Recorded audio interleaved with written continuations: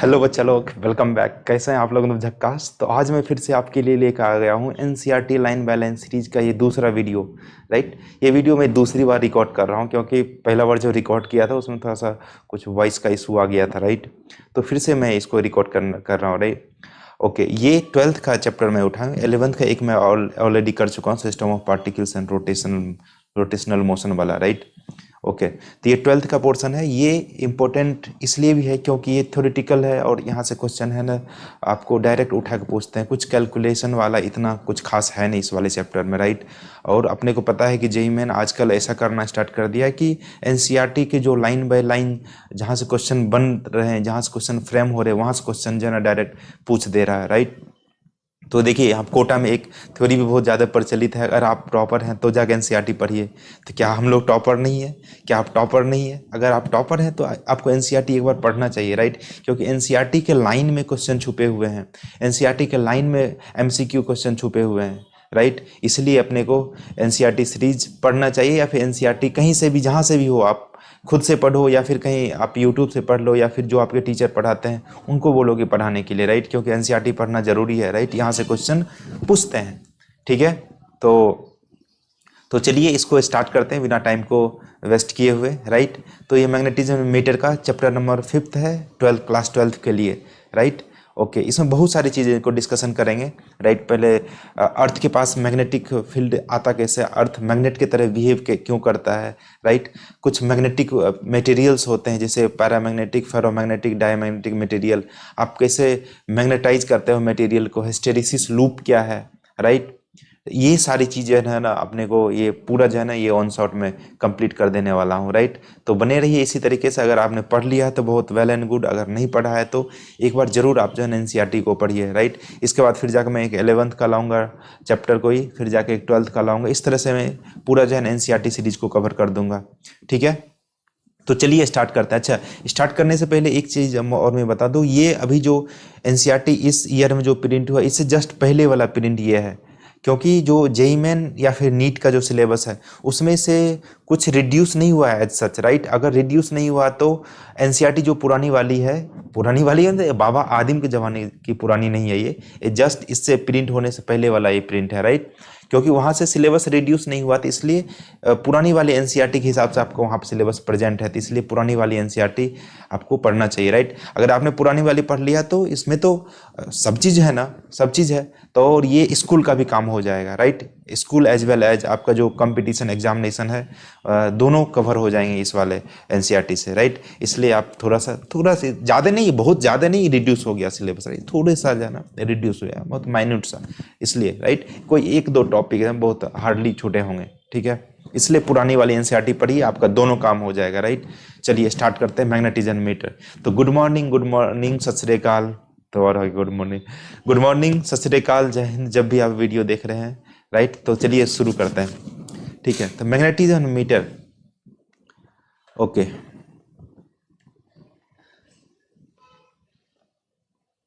तो देखिए पहले यहाँ पे मैं मार्क करके रख लिया हूँ। राइट, मार्क करके इसलिए रख लिया हूँ क्योंकि टाइम वेस्ट ना हो। राइट, जहाँ जहाँ पे इंपॉर्टेंट पॉइंट है, जहाँ जहाँ से क्वेश्चन बन सकते हैं, वो वाला पॉइंट मैं मार्क करके रखा हूँ। आपसे भी मेरी गुजारिश है, मेरी दिली ख्वाहिश है कि आप कोई पेन और पेपर रखिए और वहाँ पे लिखते जाइए, जहाँ जहाँ पे इंपॉर्टेंट पॉइंट है, जहाँ जहाँ पे इंपॉर्टेंट लाइनिंग है, वो वाला आप नोट डाउन कीजिए, वही चीज़ आपको काम आने वाला। राइट, वहाँ से एमसीक्यू बनते हैं। ठीक है, तो स्टार्ट करें। तो देखिए पहला यहाँ पे जो मैं कलर ग्रेडिंग किया हूँ, क्या आजा,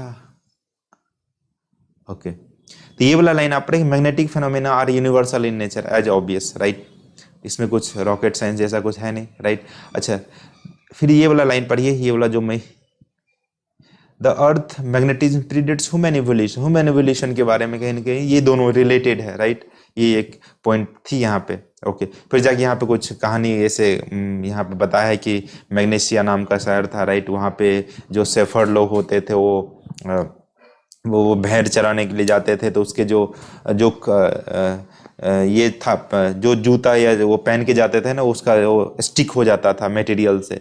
राइट, वहाँ से आइडिया आया कि स्टिक क्यों हो रहा है, क्योंकि उसके जो जूते थे, उसके जो चप्पल थे, वो उसमें लोहे का कील लगा हुआ था। अपने को पता है लोहे का कील तो मैग्नेटिक कोई मटेरियल है उससे तो स्टिक होगा ही, तो उससे थोड़ा सा आइडिया लगा कि अर्थ के पास कहीं ना कहीं मैग्नेटिक फील्ड है जिसकी वजह से ये चिपक रहा है। तो जो भेड़ चराने वाले थे शेफर्ड लोग, उसको बार बार दिक्कत हो रहा था, तो यहाँ से आइडिया आया कि अर्थ मैग्नेटिज्म के बारे में कुछ चीज़ें है ना, फिर जाकर फर्दर उस पर स्टडी होना स्टार्ट हुआ, ये कहानी लिखा गया था, राइट।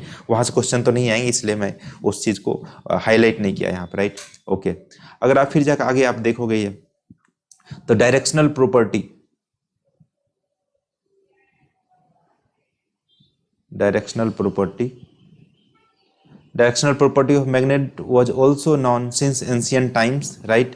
क्योंकि एंशियंट टाइम से मैग्नेट के जो डायरेक्शनल प्रॉपर्टी होता है उसका यूज किया हुआ आता जा रहा, राइट। अभी तक जो है ना लोग यूज कर रहे हैं, जैसे नेविगेशन वगैरह में है तो सब मैग्नेटिक निडल वगैरह का यूज किया जाता है ना, उस यही है वहाँ बोला कि directional property of magnet was also known since ancient times. A thin long piece of magnet when suspended freely pointed in north south direction, right। North south direction में पॉइंट आउट करता है, तो नॉर्थ साउथ डायरेक्शन में point out करने का मतलब यही है कि कुछ न कुछ जो है नॉर्थ साउथ डायरेक्शन में कुछ उसको फोर्स लग रहा है, राइट, जिसकी वजह से नॉर्थ साउथ डायरेक्शन में वो पॉइंट आउट कर रहे हैं। चलिए नेक्स्ट चलते हैं। ओके ठीक है, ये बताया कि चाइनीज इंजीनियर्स वगैरह है किस तरह से मैग्नेट का यूज करते हैं, वही इसके बारे में कहानी दिया गया, राइट। यहाँ से कुछ क्वेश्चन नहीं बनेगा, इतिहास है, राइट।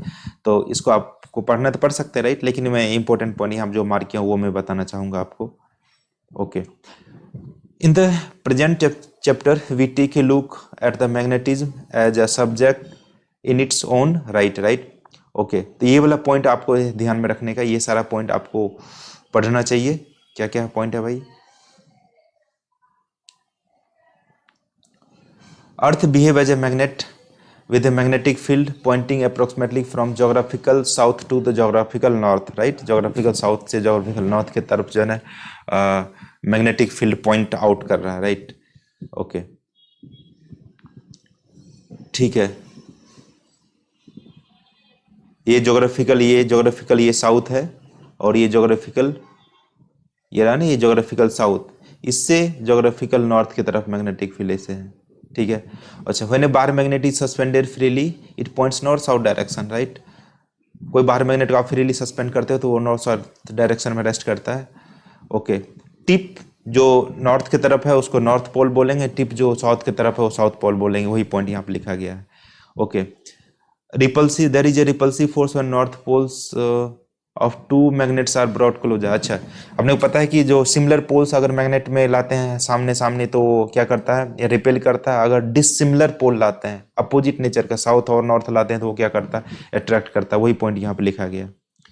ओके, यहाँ पे फिर जाके ये बोला कैन नॉट आइसोलेट नॉर्थ और साउथ। अगर आपको ये मैग्नेट है, मैग्नेट आप कट कर दोगे बीचों से, दो मैग्नेट में ये क्या हो जाएंगे, बट जाएंगे, राइट। इसका मतलब ये ऐसा बोल रहा है कि आप मैग्नेट को आइसोलेट नहीं कर सकते, कोई बार मैग्नेट को, ठीक है ना, इसको आइसोलेट नहीं कर सकते हो, इंडिविजुअल दो इंडिविजुअल मैग्नेट आपको क्रिएट हो जाएंगे, राइट। ओके, यही पॉइंट यहाँ पे लिखा गया। ओके, मतलब like pole repel each other और अनलाइक पोल जो है अट्रैक्ट ईच अदर, वही सारी बातें यहाँ पे बताया गया है ना। It is possible to make a magnet is out of iron and its alloy. बोलता आयरन और इसके जो एलॉय है इसको यूज करके आप मैग्नेट को बना सकते हो, राइट, मैग्नेट को बना सकते हो, ठीक है। चलिए आगे चलते हैं। ये वो अल्बर्ट आइंस्टीन साहब के बारे में ऐसा बोला कि उसको कोई बचपन में कोई उसके रिलेटिव्स जो है ना गिफ्ट दिए थे और उसको ओपन करके देख रहे थे, उनको थोड़ा सा आइडिया वगैरह आया कि ये जो है ना बिना कुछ किए ये जो है ना दूसरे कुछ ना आयरन नेल वगैरह को अट्रैक्ट क्यों करता है, तो कुछ कहानी है उसमें, राइट, उस पेपर नहीं जाएंगे। ओके, अच्छा ये वाला लाइन आप पढ़ के देखिए, ये वाला लाइन क्या है, ये वाला line. Okay, the patterns of iron filling suggest that the magnet has two poles similar to the positive and negative charge of the electric dipoles. Okay, the similar pattern of iron fillings is observed around a current carrying solenoid. अच्छा, कोई magnet है, magnet को के चारों तरफ iron के छोटे छोटे टुकड़े जान करके आपने बिखेर दिया तो वो इस तरह के पैटर्न में क्या हो जाता है, ढल जाता है, राइट, इस तरह के पैटर्न में ढल जाता है। इस तरह के पैटर्न में ढल जाता है, इसी से आइडिया लगा कि जो मैग्नेटिक फील्ड लाइंस है कुछ इस तरह का होगा, एक साउथ पोल से निकलेगा और नॉर्थ पोल से निकलेगा साउथ की तरफ जाएगा, राइट, और inside the magnet south pole से निकलेगा और नॉर्थ पोल की तरफ से जाएगा, राइट। तो आप आयरन फिलिंग्स को किसी मैग्नेटिक मटेरियल बार मैग्नेट के चारों तरफ बिखेर दोगे तो ऐसा ही पैटर्न आपको ऑब्जर्व होने वाला है, राइट। सिमिलर पैटर्न ऑब्जर्व होगा, कोई करंट कैरिंग वायर है उसके चारों तरफ आयरन फिलिंग्स को आप बिखेर दोगे तो, राइट, वहां पर भी यही इस तरह का पैटर्न बन जाएगा। वही बात यहाँ पे बोला गया है, ठीक है। चलिए,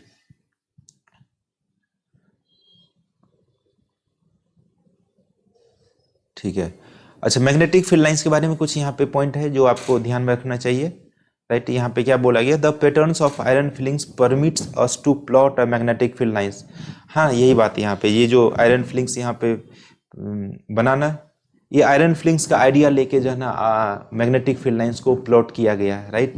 देखिए ना, यहाँ से ऐसा लग रहा है ना, एक से निकल रहा और दूसरी तरफ जा रहा, मतलब एक दूसरे से कनेक्टेड है, वही पॉइंट यहाँ पे लिखा गया है, ठीक है। ये सब okay.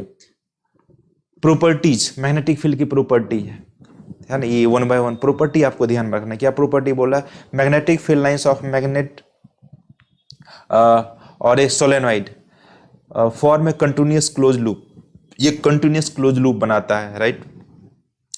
Unlike the electric dipoles where these begins from positive charge and ends on the negative charge. जैसे कि पॉजिटिव चार्ज और नेगेटिव चार्ज में क्या होता है कि इलेक्ट्रिक फील्ड लाइंस वहां से निकलते हैं और पॉजिटिव से निकलता है और नेगेटिव की तरफ भागता है, वहां पर क्लोज लूप का फॉर्मेशन नहीं होता है ना, मतलब पॉजिटिव से निकला पॉजिटिव वापस नहीं आता। लेकिन यहाँ पे क्या होता है, एक पोल से निकल के दूसरे पोल्स पे ये जाते हैं, राइट, मतलब क्लोज लूप फॉर्म करते हैं मैग्नेटिक फील्ड लाइंस, ठीक है। दूसरा point, tangent to the field lines at any given point represent the direction of net magnetic field.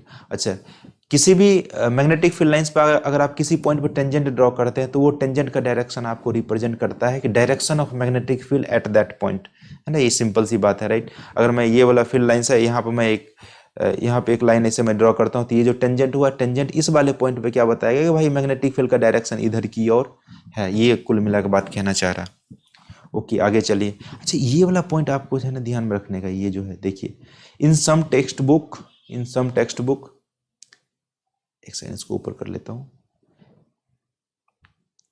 अच्छा, ये तीनों अलग अलग डायग्राम्स है ना, आप देखिए ए में जो रिप्रेजेंट कर रहा है, ये बार मैग्नेट के बारे में, बार मैग्नेट का फील्ड लाइंस इस तरह से बन रहा है। अपने को पता है कि जो करंट कैरिंग कोई वायर है, करंट कैरिंग कोई लूप है, तो वो भी एक मैग्नेट की तरह बिहेव करता है, तो उसके लिए भी मैग्नेटिक फील्ड लाइंस इस तरह से बनेंगे, राइट। अच्छा, दूसरा सी क्या, इलेक्ट्रिक डाइपोल्स में देखिए पॉजिटिव से निकल रहा है, राइट, पॉजिटिव से निकल रहा है, और यहाँ पे निगेटिव में क्या हो रहा है, इन हो रहा है, राइट। तीनों अलग अलग कंडीशन लिया है, और उसके ये बार मैग्नेट लिया, करंट कैरिंग कोई फाइनाइट सोलेनॉइड लिया है, और दूसरा जो है चार्ज लिया है, पॉजिटिव और निगेटिव चार्ज, राइट। उसके वजह से फील्ड लाइंस ड्रॉ करके बताया गया। अच्छा, in some text book magnetic field lines are called magnetic line of force, right. क्यों मैग्नेटिक फील्ड लाइंस और मैग्नेटिक लाइन ऑफ फोर्स दोनों अलग अलग चीजें हैं, राइट, ठीक है। तो इसका मतलब मैग्नेटिक फील्ड और magnetic line of force both are different things, right, okay.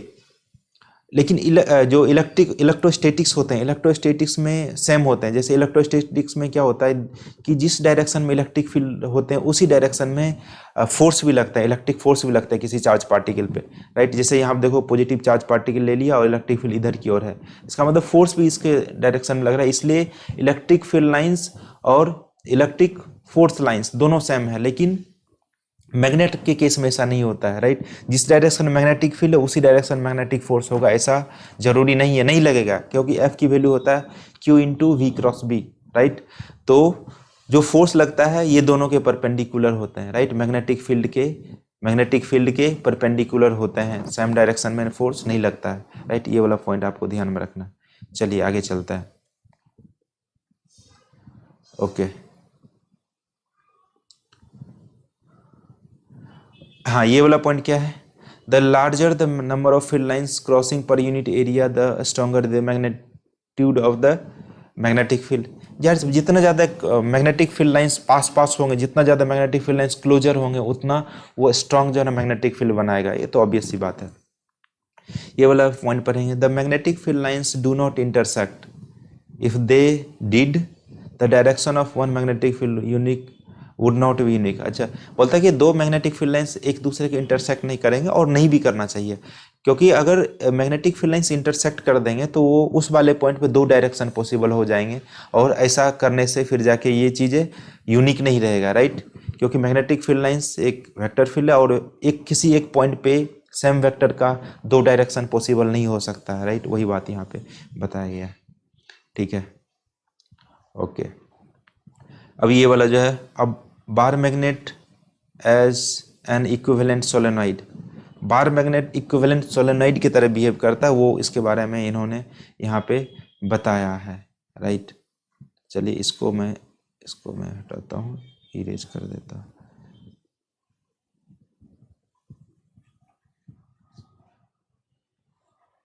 ठीक है।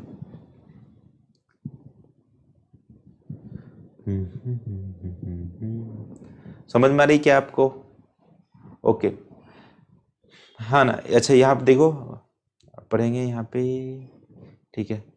अब bar magnet as an equivalent solenoid, bar magnet equivalent solenoid की तरह कैसे बिहेव करता है, राइट। जैसे कि बार मैग्नेट में क्या होता है कि नॉर्थ से फील्ड लाइंस निकलता है और साउथ में इन करता है, राइट। नॉर्थ से फील्ड लाइंस निकलता है, साउथ में इन करता है, और इनसाइड द मैग्नेट क्या होता है, inside the bar magnet south से फील्ड लाइंस निकलता है और नॉर्थ में जाके क्या मार लेता है, एंट्री मार लेता है, राइट। इस तरह से फील्ड लाइंस बनता है, ठीक है।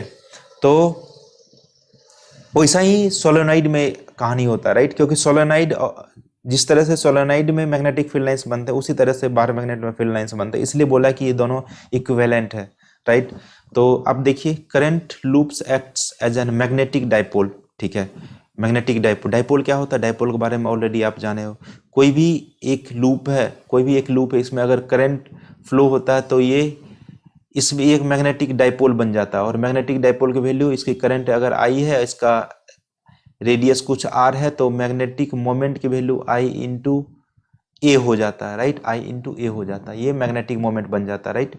मैग्नेटिक मोमेंट क्यों बना, क्योंकि मैग्नेटिक डाइपोल यहाँ पे है, राइट। मैग्नेटिक डाइपोल है, ठीक है, ओके, ठीक है। All magnetic phenomena can be explain in terms of circulating current, right. क्योंकि सर्कुलेटिंग करंट बिहेव करता है कि मैग्नेटिक, सर्कुलेटिंग करंट क्या करता है कि मैग्नेटिक फील्ड क्रिएट करता है अपनी विसिनिटी में, है ना, अपने एरिया में, अपने सराउंडिंग में, ठीक है।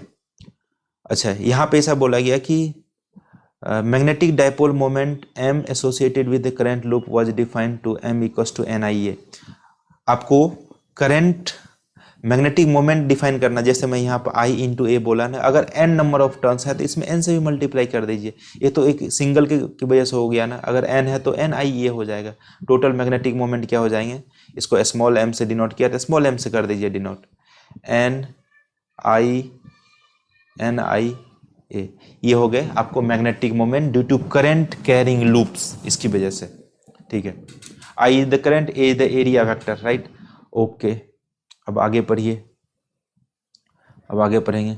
The resemblance of magnetic field lines for a bar magnet and the solenoid suggested that a bar magnet may be thought of as a large number of circulating currents in analogy with the solenoid, right. जैसे solenoid में large number of field lines बनता है, उसी तरह का analogy क्या create होता है उसमें, बार मैग्नेट में, राइट। वही बात यहाँ बताया। One can test the analogy by moving a small compass needle in the neighborhood of a bar magnet and a current carrying finite solenoid and noting that deflection of the needles are similar in both case। या तो आप bar magnet लीजिए या फिर current carrying कोई solenoid लीजिए, उसके vicinity में, है ना, उसके एरिया में, उसके नेबरहुड में अगर कोई आप कोई मैग्नेटिक कंपास या मैग्नेटिक नीडल को मूव करवाते हैं, तो जिस तरह का मूवमेंट, जिस तरह का डिफ्लेक्शन बार मैग्नेट में देखने को मिलता है, उसी तरह का डिफ्लेक्शन आपको करंट कैरिंग सोलेनॉइड में देखने को मिलता है। वही बात यहाँ पे बोला कि आप वेरीफाई कर सकते हैं इस तरह का काम करके, राइट, ओके। ये क्या बोला, to make this analogy more firm calculate the axial field of the finite solenoid we shall demonstrate that the large distance this axial field resembles that the bar magnet, है ना।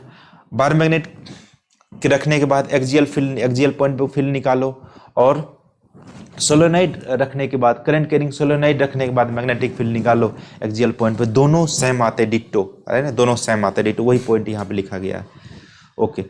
अब देखिए यहीं पे एक करंट कैरिंग एक solenoid ले लिया। करंट कैरिंग सोलेनोइड की वजह से यहाँ पे एक्सियल पॉइंट पे मैग्नेटिक फील्ड कैलकुलेट करके देखा, और इस मैग्नेटिक फील्ड की वैल्यू एग्जैक्ट सेम आती है जब कोई बार मैग्नेट की वजह से एक्सियल पॉइंट पे फील्ड की वैल्यू कैलकुलेट करते हैं, है ना। दोनों की वैल्यू सेम आती है, वही यहाँ पे कैलकुलेट करके देखा गया है। ये करंट कैरिंग सोलेनोइड है, राइट, करंट कैरिंग सोलेनोइड है। और यहाँ पे एक इसमें से रिंग यहाँ पे सेलेक्ट कर लिया, क्योंकि सोलोनाइड है तो बहुत तरह के ऐसा हो गए, टर्न्स हो गए, उसमें से कुछ डीएक्स सेक्शन इसमें से कट कर लिया। डीएक्स में कुछ टर्न होंगे, number of turns, right, number of turns. और एक जनरल पॉइंट यहाँ पे पी ले लिया, राइट। इस वाले पी पॉइंट पे, ये तो एक्सियल पॉइंट ही है, राइट, इसके एक्सिस के अलोंग है, सोलोनाइड के एक्सिस के अलोंग है, इसीलिए इसको एक्सियल पॉइंट बोलते हैं, राइट। इस वाले पॉइंट पे मैग्नेटिक फील्ड, इसका सोलोनाइड का रेडियस कितना है, ए के बराबर, राइट।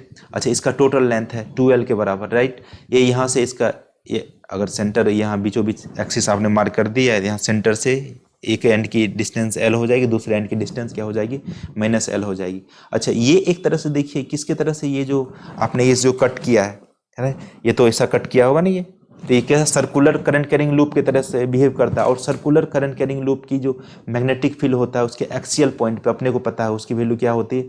अगर सर्कुलर करंट कैरिंग लूप है, राइट, इसका रेडियस अगर a के बराबर है, ये वाले पॉइंट पे जो मैग्नेटिक फील्ड आता है, ये वाला p वाले पॉइंट पे जो मैग्नेटिक फील्ड आता है, इसकी वजह से आप क्या लिखते हो, क्या लिखते हो इसको, db इक्वस टू, या फिर इसको b इक्वस टू लिखो ना, क्या करेंगे देखिएगा,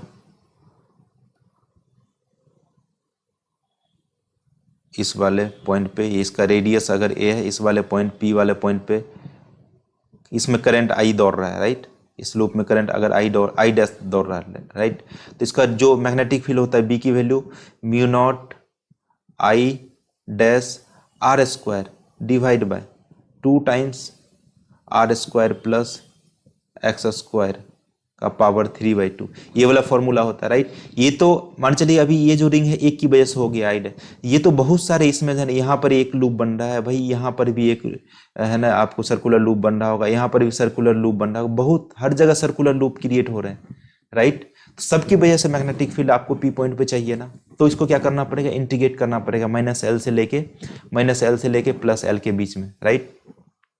तो यहाँ the previous chapter we have calculated the magnetic field on the axis of the circulating current loops, circular current loops, right. ये वाला पॉइंट है ना, ये वाला पॉइंट जो मैं बताया अभी वही बात यहाँ पे बोल रहा है, राइट, ठीक है। और ये वाला कॉन्सेप्ट को यूज करेगा मैग्नेटिक फील्ड कैलकुलेट करने में। चलिए नेक्स्ट चलते हैं। हाँ देखिए ये यहाँ पे लिखा गया है μ0, इसके जगह पे ये n dx इंटू आई, ये क्या I डैश है, I डैश है, राइट। ये dv को μ0 I dash r square 2 times r square, ये I डैश की वैल्यू कितनी हो गई, I डैश मतलब क्या है, उसमें बहुत सारे रिंग्स हैं, बहुत सारे रिंग्स हैं, तो एक में करंट कितना फ्लो हो रहा है I डैश, और I डैश की वैल्यू अपने यहाँ से निकाल सकते हैं ना। I डैश की वैल्यू कैसे निकाल सकते हैं, क्योंकि number of turns per unit length है, इसकी वैल्यू n है, राइट। तो अपन क्या कर सकते हैं, अगर number of turns per unit length ये है तो I डैश में जो करंट आएगा I डैश डिवाइड बाय कितना टर्न्स है यहाँ पे लेंगे dx, राइट,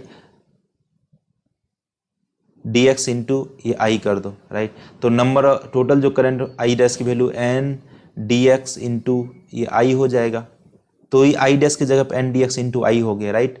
अच्छा अब देखिए ये वाला है r माइनस एक्स का स्क्वायर किया है, यहाँ पे r माइनस एक्स का स्क्वायर क्यों किया है, करेंगे ना r माइनस एक्स का स्क्वायर, क्योंकि देखिए ये जो रिंग लिया है ना, ये जो सर्कुलर रिंग लिया है, ये यहाँ से कितने डिस्टेंस पे है, ये जो एक्सिस है y एक्सिस, इससे x डिस्टेंस पे है, तो इस वाले पॉइंट से कितना हो जाएगा डिस्टेंस, टोटल एक्सिस से ये r डिस्टेंस पे है, तो ये r माइनस एक्स डिस्टेंस पे होगा, इसलिए यहाँ पे लिखा गया r माइनस एक्स, राइट। ये r माइनस एक्स का whole square plus a square का पावर 3/2, राइट, ओके। अब देखिए -l से l इसको क्या कर देना, इंटीग्रेट कर देना, -l से l तक इंटीग्रेट कर देंगे तो आपको आ जाएगा। तो dx ये जो भी कॉमन था यहाँ पे कॉमन निकालिए वाला वैल्यू r माइनस एक्स का है whole square plus a square. अच्छा यहाँ पे फिर जा कुछ अप्रोक्सीमेशन किया गया है, क्योंकि जो r की वैल्यू काफ़ी बड़ी है, उसके जो सर्कुलर रिंग्स आपने सेलेक्ट किया है, इसलिए उसको थोड़ा सा क्या किया गया है, अप्रोक्सीमेशन करके r की वैल्यू काफ़ी बड़ी है, तो ये वाला टर्म को क्या कर दिया, नेगलेक्ट कर दिया a स्क्वायर को, और ये x की वैल्यू को नेगलेक्ट कर दिया, तो क्या बच गया यहाँ पर r बच गया, और यहाँ पे अपने पास आ गया 2IA² divide by R Q, right. ठीक है, तो ये जो नेट मैग्नेटिक फील्ड आया इस वाले पॉइंट पे, एक्सियल वाले पॉइंट पे, इसकी वैल्यू आ गई mu naught 2m divide by 4 pi into 4 pi divide by R cube, right. ये आ गया मैग्नेट। अच्छा, ये सेम मैग्नेटिक फील्ड आता है अगर आप कोई बार मैग्नेट की वजह से आप मैग्नेटिक फील्ड कैलकुलेट करते हो किसी एक्सियल वाले पॉइंट पे। देखिए करंट कैरिंग सोलेनोइड की वजह से यही बोल रहा था कि दोनों रिजेंबल करते हैं, दोनों के फील्ड लाइंस। ठीक है, ओके, चलिए। This is also the far axial magnetic field of bar magnet which one may obtain experimentally. Thus a bar magnet and the solenoid produce similar magnetic field. हाँ, यही बात बोला है, similar magnetic field. Magnetic moment of a bar magnet is thus equal to the magnetic moment of the equivalent solenoid that produces the same magnetic field, right? Okay. यहाँ पे कुछ ये point लिखे हैं कि some text book assign magnetic charge, magnet कुछ मतलब जो चार्ज जो होते हैं उसको मैग्नेटिक चार्ज की तरह से ऐसा ट्रीट कर लिया, मतलब ऐसा एनालॉगी टाइप का, राइट। एग्जैक्ट होता नहीं, एनालॉगी इसका कंसीडर किए। Like also called pole strength plus QM to the north pole and the minus QM to the south pole, है ना। मतलब बोला कि साउथ पोल जो है निगेटिव चार्ज की तरह बिहेव करता है और जो नॉर्थ पोल है वो पॉजिटिव चार्ज की तरह बिहेव करता है, ये बात यहाँ पे बोला गया, राइट। ठीक है, the manner analogous of the electric dipole, right? This method is appealing. However, magnetic monopole does not exist. अपने को पता है मैग्नेटिक मोनोपोल एग्जिस्ट नहीं करता है। मैग्नेट को अपन कट करते हैं तो सिमिलर दो मैग्नेट आपको क्रिएट हो जाता है, कुछ somewhat weaker in magnetic property, right, लेकिन दो मैग्नेट इंडिविजुअल बन जाएंगे। ओके, अब टॉर्क की बात करते हैं। जो मैग्नेटिक कोई मैग्नेटिक नीडल है, आप उसको मैग्नेटिक फील्ड में लाते हैं, उसमें टॉर्क इतना लगता है, tau equals to m cross b। m क्या है, मैग्नेटिक मोमेंट है, और b क्या है, मैग्नेटिक फील्ड है, जिसमें मैग्नेटिक फील्ड में आप उसको लाओगे, राइट। ओके, तो ये यहाँ पे टॉर्क की वैल्यू बताया गया है, torque equals to mb sine theta, torque equals to mb sine theta. Okay, theta क्या है, angle between m and b, m और b वेक्टर के बीच के एंगल है थीटा, राइट। ओके, अच्छा, torque equals to I alpha होता है, टॉर्क इक्वल्स टू, इसको इस तरह से लिखा गया, देखिए टॉर्क इक्वल्स टू क्या होता है, आई इंटू अल्फा, और अल्फा को अपने ओमेगा को अपन क्या लिख सकते हैं, D theta by d T, rate of change of angular velocity omega. एक बार इसको और डिफ्रेंशिएट करें तो क्या आ जाएगा, D square theta divide by d t square, ये अल्फा की वैल्यू आ गई। समझ में आ रही बात है ना, इसकी अल्फा की वैल्यू, तो अल्फा की वैल्यू यहाँ पटक दीजिए तो क्या हो जाएगा, I equals to d square theta into d t square, यही यहाँ पे लिखा गया है, ये जो पॉइंट है ना, ये यही है, moment of inertia I d square theta divide by d t square minus of M B sine theta, right. Okay, ये बोलता है थीटा की वैल्यू अगर काफ़ी स्मॉल है तो आप साइन थीटा को थीटा लिख सकते हैं, बिल्कुल लिख सकते हैं, और ये जो यहाँ साइन थीटा था इसके जगह पे थीटा लिख दिया, और डी स्क्वायर थीटा यहाँ पे आई, और आई को यहाँ डिवाइड कर दीजिए, d square theta divide by d t square M B divide by moment of inertia I हो गया, राइट। इसको आपने सिंपल सा कंपेयर कर दिया, किसके साथ कंपेयर कर दिया, ये वाला, है ना, जो अपन एसएचएम में पढ़े थे ना, एसएचएम में फोर्स का जो एनालॉगी था, भाई क्या था फोर्स का एनालॉगी, एक सेकेंड इसको मैं ऊपर कर लेता हूं। जैसे देखो फोर्स कैसे लिखते थे ना आप, फोर्स को आप क्या लिख सकते थे, D square x divide by D t square plus omega square into x, यहाँ पे एक्स की जगह थीटा आ गया, और है ना सब चीज़ तो सेम ही है, तो ये ओमेगा स्क्वायर इक्वल्स टू क्या हो जाएगा, एम बी डिवाइड बाई, आप इसको कंपेयर करोगे इसके साथ, तो इसके साथ कंपेयर करोगे तो क्या हो जाएगा, ये D square theta divide by d t square, इसके साथ कंपेयर करो, ये से मिल गया, इससे थीटा मिल गया, राइट। अपने पास बचा क्या, M B divide by I मतलब ओमेगा स्क्वायर, ये ओमेगा स्क्वायर, तो यहाँ से क्या आ जाएगा, time period 2 pi by omega होता है, तो 2 पाई बाई ओमेगा आ गया यहाँ से, ठीक है, समझ में आ गई बात।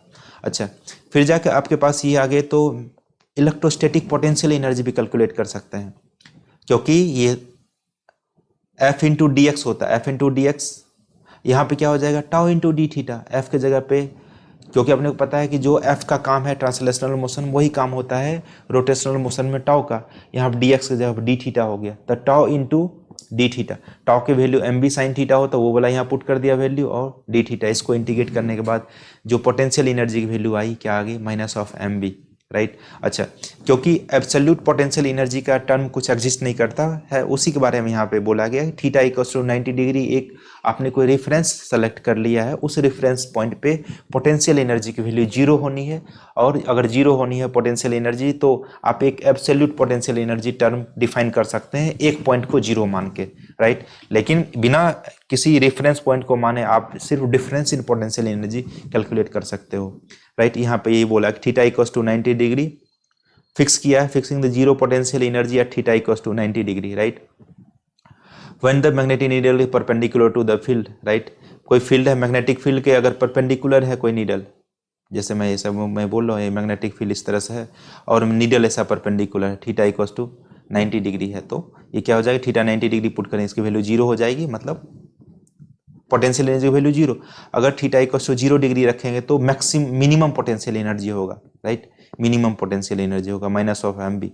अगर ये नीडल ऐसा, अगर नीडल को आपने ऐसा रख दिया, राइट, नीडल को ऐसा रख दिया तो क्या हो जाएगा, उस टाइम जो है ना अनस्टेबल इक्विलिब्रियम आएगा, और उस टाइम कितनी plus M B potential energy रहेगी, ठीक है, plus M B potential energy रहेगी, तो उस टाइम मैक्सिमम पोटेंशियल एनर्जी रहेगा, है ना। ये क्वेश्चन आप सिंपल सा क्वेश्चन देखिए, मोमेंट ऑफ इनर्शिया दिया गया, ये जो अभी जो है ना फॉर्मूला आपने जो बनाया ना ये वाला फॉर्मूला में रखिए, आपके पास जो है ना बी की वैल्यू आ जाएगी, राइट। सिंपल सा आपको पुट करना है और क्वेश्चन आंसर निकालना है, ठीक है। नेक्स्ट सेम ये क्वेश्चन जो है ना सिमिलर है, जो अभी जो tau equals to m B sine theta दिया है, सारा वैल्यू इसमें दिया गया। आप सबसे पहले वैल्यू लिखिए, और वैल्यू लिख के है ना इस जो गिवन डेटा है, गिवन जो फॉर्मूला आया उसमें आप पुट कर दिया, सब सारा वैल्यू आपको निकल जाएगा। पहले मैग्नेटिक मोमेंट निकालेंगे, सारा वैल्यू दिया रहेगा, फिर मैग्नेटिक मोमेंट को यूज करके पोटेंशियल एनर्जी निकालेंगे, राइट, ठीक है। तो स्टेबल से unstable, most stable position theta equals to 0 से अनस्टेबल पोजीशन में जाता है, तो स्टेबल पोटेंशियल क्योंकि आता नहीं, ये अपने यहाँ पे लिख सकते हैं ऐसा, देखिए जो वर्क डन होता है, work done to move magnetic needle या फिर जो मैग्नेटिक कंपास है उसको स्टेबल इक्विलिब्रियम पोजीशन से अनस्टेबल में लेके जाना है, तो क्या करना है, work done U final minus U initial कर दीजिए। यू फाइनल कितना हो जाने वाला है, यू फाइनल अनस्टेबल में ले जाना है, उसकी वैल्यू कितनी होती है M B, minus stable, initially stable में था तो उसकी वैल्यू कितनी होती है माइनस ऑफ एम बी, तो माइनस माइनस क्या हो जाएगा plus 2m into B, 2m into B, ये आपके पास वर्क डन आ जाएगा 2mb, इसमें वैल्यू पुट कर दीजिए, देखिए आ जाएगा। फिर एन आई ए, नेट मैग्नेटिक मोमेंट एन आई ए हो जाता है, वहाँ से आई की वैल्यू आ जाएगी। सिमिलरली ये सब जो है ना क्वेश्चन आप करके देखेंगे तो आपको मजा आएगा, राइट। ये सब ऑलरेडी इसके सॉल्यूशन यहाँ पे पड़े हो और आसान है, ठीक है, आसान है, राइट। कोई फिर बोला मैग्नेट को आप कट कर दोगे तो क्या उसके स्ट्रेंथ पे इफेक्ट पड़ने वाला है, राइट, है ना, मैग्नेटिक स्ट्रेंथ पे क्या इफेक्ट पड़ने वाला है, ये सारे क्वेश्चन जो है ना आप एक बार ट्राई करके देखना, राइट, आसान है, ठीक है। चलिए आगे चलते हैं, ये ब्लैंक पेज, ओके कोई बात नहीं, ये एक दूसरा ब्लैंक पेज आ गया, नेक्स्ट, ओके। हाँ, आप कुछ चीज़ें आप इलेक्ट्रोस्टेट के साथ एनालॉजी सेटअप कर सकते हैं, राइट। जैसे कि इलेक्ट्रोस्टेट में डाइपोल की वजह से जो एक्सियल पॉइंट पे जो इलेक्ट्रिक फील्ड की वैल्यू आई थी, उसकी वैल्यू कितनी आई थी, उसकी वैल्यू ये ऐसा आया था कि अगर आपको याद हो तो टीचर सर ने तो पढ़ाए होंगे, अरे सर कौन पढ़ता है, एपी की वैल्यू क्या आता था 2kp divide by R cube, where R is the distance from centre of electric dipole to the point where we have to calculate the value of the electric field, right. वो R की value, P है आपका electric dipole, और ये के क्या है, के क्या है कांस्टेंट, के की वैल्यू 9, अगर एयर है तो 9 इंटू 10⁻⁹ होता है। बोलता है कि सिमिलर तरीके से आप जो है ना मैग्नेटिक डाइपोल की वजह से फील्ड, मैग्नेटिक फील्ड निकाल सकते हैं किसी पॉइंट पे, राइट। सेम करना है यहाँ पे, देखो एनालॉगस में सिर्फ आपको, ये आप देखो, ये आपके पास कोई एक बार मैग्नेट है, अगर मैं यहाँ पे ड्रॉ करूँ, एक मैं चेक कर लेता हूँ ये दिखाई दे रहा है कि नहीं दे रहा है,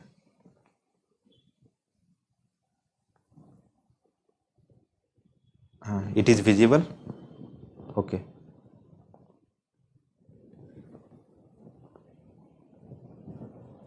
ओके चलिए कोई बात नहीं, ये विजिबल है, ठीक है। तो ये बोला ये अपने पास एक बार मैग्नेट है, इसके एक सेंटर से ये आर डिस्टेंस पे आपको नेट बी की वैल्यू कितनी होगी वो कैलकुलेट करना है। अपने को एक्सियल पॉइंट पे निकालना है, इक्वेटोरियल पे यहाँ पे होगा, राइट। यहाँ की बी की वैल्यू क्योंकि एनालॉगस है तो आप ऐसे सेम ही लिख सकते हैं ना, यहाँ पे 2k। अब p की जगह पे क्या लिखेंगे, m लिख देंगे। m क्या है, मैग्नेटिक मोमेंट है, right. m divide by similar यहाँ पे क्या लिख दिए, r3। बस यहाँ पे k में डिफरेंस है, ये है k की वैल्यू कितनी है, mu naught divide by 4 pi, mu naught divide, यहाँ पे k की वैल्यू होती है 1 divide by 4 pi epsilon naught, है ना, 1 divide by 4 pi epsilon not. और यहाँ पे जो कि वैक्यूम के लिए, एयर के लिए 9 × 10⁻⁹ ही होता है, राइट। और उसको रिप्लेस कर देना किससे, mu naught divide by 4 pi, same चीज़ है, राइट। आपको सिमिलरली एक्सियल पॉइंट पे, इस वाले पॉइंट पे मैग्नेटिक फील्ड की वैल्यू निकालनी है, एक्सियल पॉइंट पे, इक्वेटोरियल माफ करना, इक्वेटोरियल पॉइंट पे क्या करेंगे, इक्वेटोरियल पॉइंट पे क्या होता था मैग्नेटिक फील्ड की वैल्यू, इक्वेटोरियल पॉइंट पे इलेक्ट्रिक फील्ड से अगर मैं देखूँ ये होता था kp डिवाइड बाय r3 होता था, यहाँ पे हो जाएगा kp divide by r3, kp की जगह पे क्या लिखेंगे, m डिवाइड बाय r3। बस k का value mu naught divide by 4 पाई रखना, रेस्ट ऑफ द थिंग्स क्या है, सेम है, वही यहाँ पे एनालॉगी बताया है, ठीक है। समझ में आई क्या बात आपको, अरे सर गर्दा आ गई, ठीक है। ओके चलिए आगे चलते हैं। हाँ ये आपको जो है ना, आपको इक्वेटोरियल पॉइंट पे आपको मैग्नेटिक फील्ड की वैल्यू कैलकुलेट करने के लिए बोले, ट्राई कीजिए आप इसको, है ना। फिर जाके इक्वेटोरियल पॉइंट पे फॉर्मूला आ गया तो भाई तो कर ही सकते हैं, फॉर्मूला आ गया तो कर सकते हैं आराम से सॉल्व, ठीक है। ओके चलिए,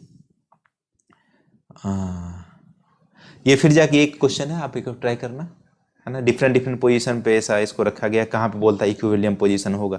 इक्विलिब्रियम पोजीशन के लिए अपने को पता है कि पोटेंशियल एनर्जी की वैल्यू मिनिमम होना चाहिए, क्योंकि देखो अपने को यदि पैसा आता है ना पास में तो अपने अनस्टेबल फील करते हैं। इसका मतलब एनर्जी ज़्यादा बढ़ेगा तो आप अनस्टेबल फील करते हो। मम्मी आपको 10 रुपये दे दी तो आपको जब तक खर्चा नहीं करोगे तो तब तक आपको चैन नहीं आएगा। इसका मतलब एनर्जी ज़्यादा होना मतलब अनस्टेबल फील करना, ठीक है। तो जहाँ पे एनर्जी कम होगी वो ज़्यादा स्टेबल इक्विलिब्रियम में होगा, ठीक है।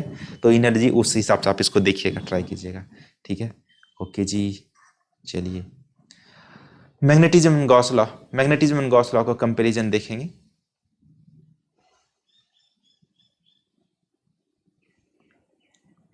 अच्छा एक बात आपको याद है क्या, कि याद तो होगा ही सर, कुछ नहीं याद अपने को, मैं सब भूल जाता है, short term memory loss.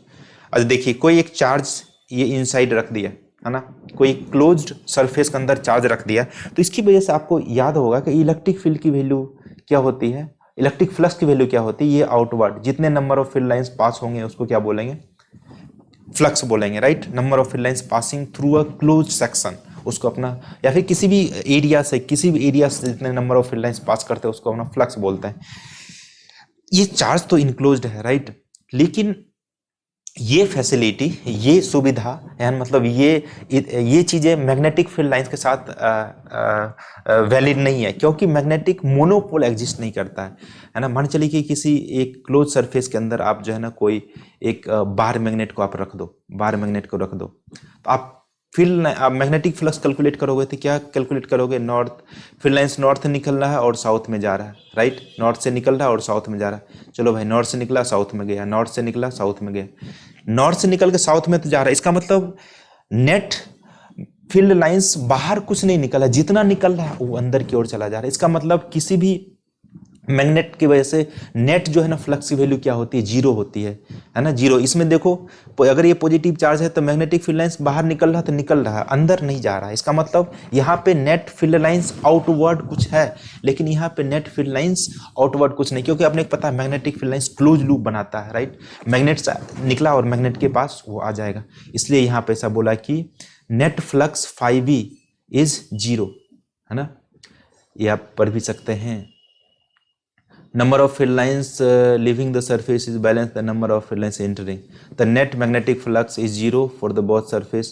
This is true for वो फिगर में जो तीन जो फिगर वो बताया था ना इससे पहले, है ना। एक रखा था मैग्नेट, बार मैग्नेट रखा था, दूसरा सोलेनोइड, तीसरा इलेक्ट्रिक डाइपोल्स रखे थे। उसकी वजह से जो फील्ड लाइंस बोला कि उसमें बोला कि जितने फील्ड लाइंस निकल रहे हैं उतने फील्ड लाइंस इलेक्ट्रिक डाइपोल्स की नहीं, मैग्नेटिक वाला जो जितने मैग्नेटिक फील्ड लाइंस निकल रहा है उतना मैग्नेटिक फील्ड इन कर जा रहे हैं, तो फिर नेट फ्लक्स की वैल्यू क्या हो जाने वाली, 0 हो जाने वाली। वही बात यहाँ पे आपको बताया गया है, राइट, है ना। लेकिन इलेक्ट्रिक फील्ड लाइंस में क्या होता है, Q divide by epsilon naught है, electric flux Q divide by epsilon naught. Okay, ये वाला पॉइंट है। The difference between the Gauss law of magnetism and that of the electrostatic is the reflection of that isolated magnetic poles called the magnetic also poles known as not to exist. There are no source or sink of B. Okay, the simplest magnetic element is dipole is the current loop. All the magnetic phenomena can be explained in terms of arrangement of the dipole and the current carrying loop. The net magnetic flux through any closed surface is 0. ये 5 star point है, ये वाला point आपको ध्यान में रखना, right. ये net magnetic flux through any close surface is 0। ठीक है, समझ में आई बात, ये वाला चीज आपको ध्यान में रखना। चलिए नेक्स्ट चलते हैं। आजा आजा आजा आजा आजा आजा। ओके, हाँ, ये देखिए आपको ये क्वेश्चन दिया गया है कि ये इसमें कौन सही है कौन सा गलत है वो आपको बताना है, राइट। तो बता ही सकते हैं ना आराम से।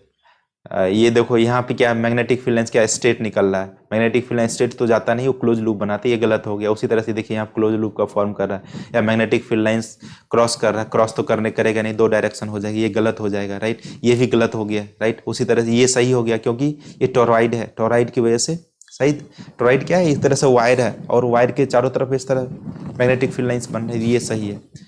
ये सोलोनाइड है, सोलोनाइड के जो एग्जिट वाले पॉइंट होते हैं वहाँ पे स्ट्रेट फील्ड लाइंस नहीं बन सकता है, राइट। उसी तरह से यहाँ पे स्ट्रेट फील्ड लाइंस नहीं बनेगी, इसलिए गलत हो गया, ये भी गलत हो गया। ठीक है, इस तरह से आपको पूरा अच्छे से एक्सप्लेनेशन लिखा गया, मैं थोड़ा मैं बता दिया, आप एक बार पढ़ के देखेंगे तो आइडिया लगेगा आपको, राइट, है ना। वही ये सब एक्सप्लेनेशन है।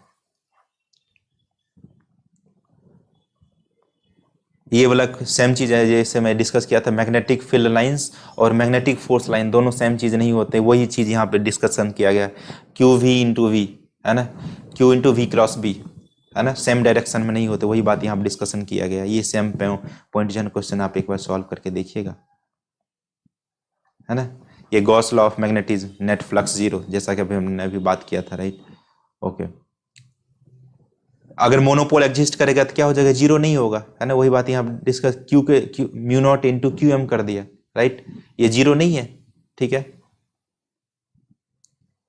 ओके, अब यहाँ पे है अर्थ मैग्नेटिज्म, राइट, अर्थ मैग्नेटिज्म, इसको अपने को देखना है, ठीक है।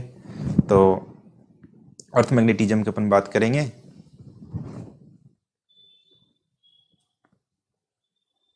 ठीक है, ओके।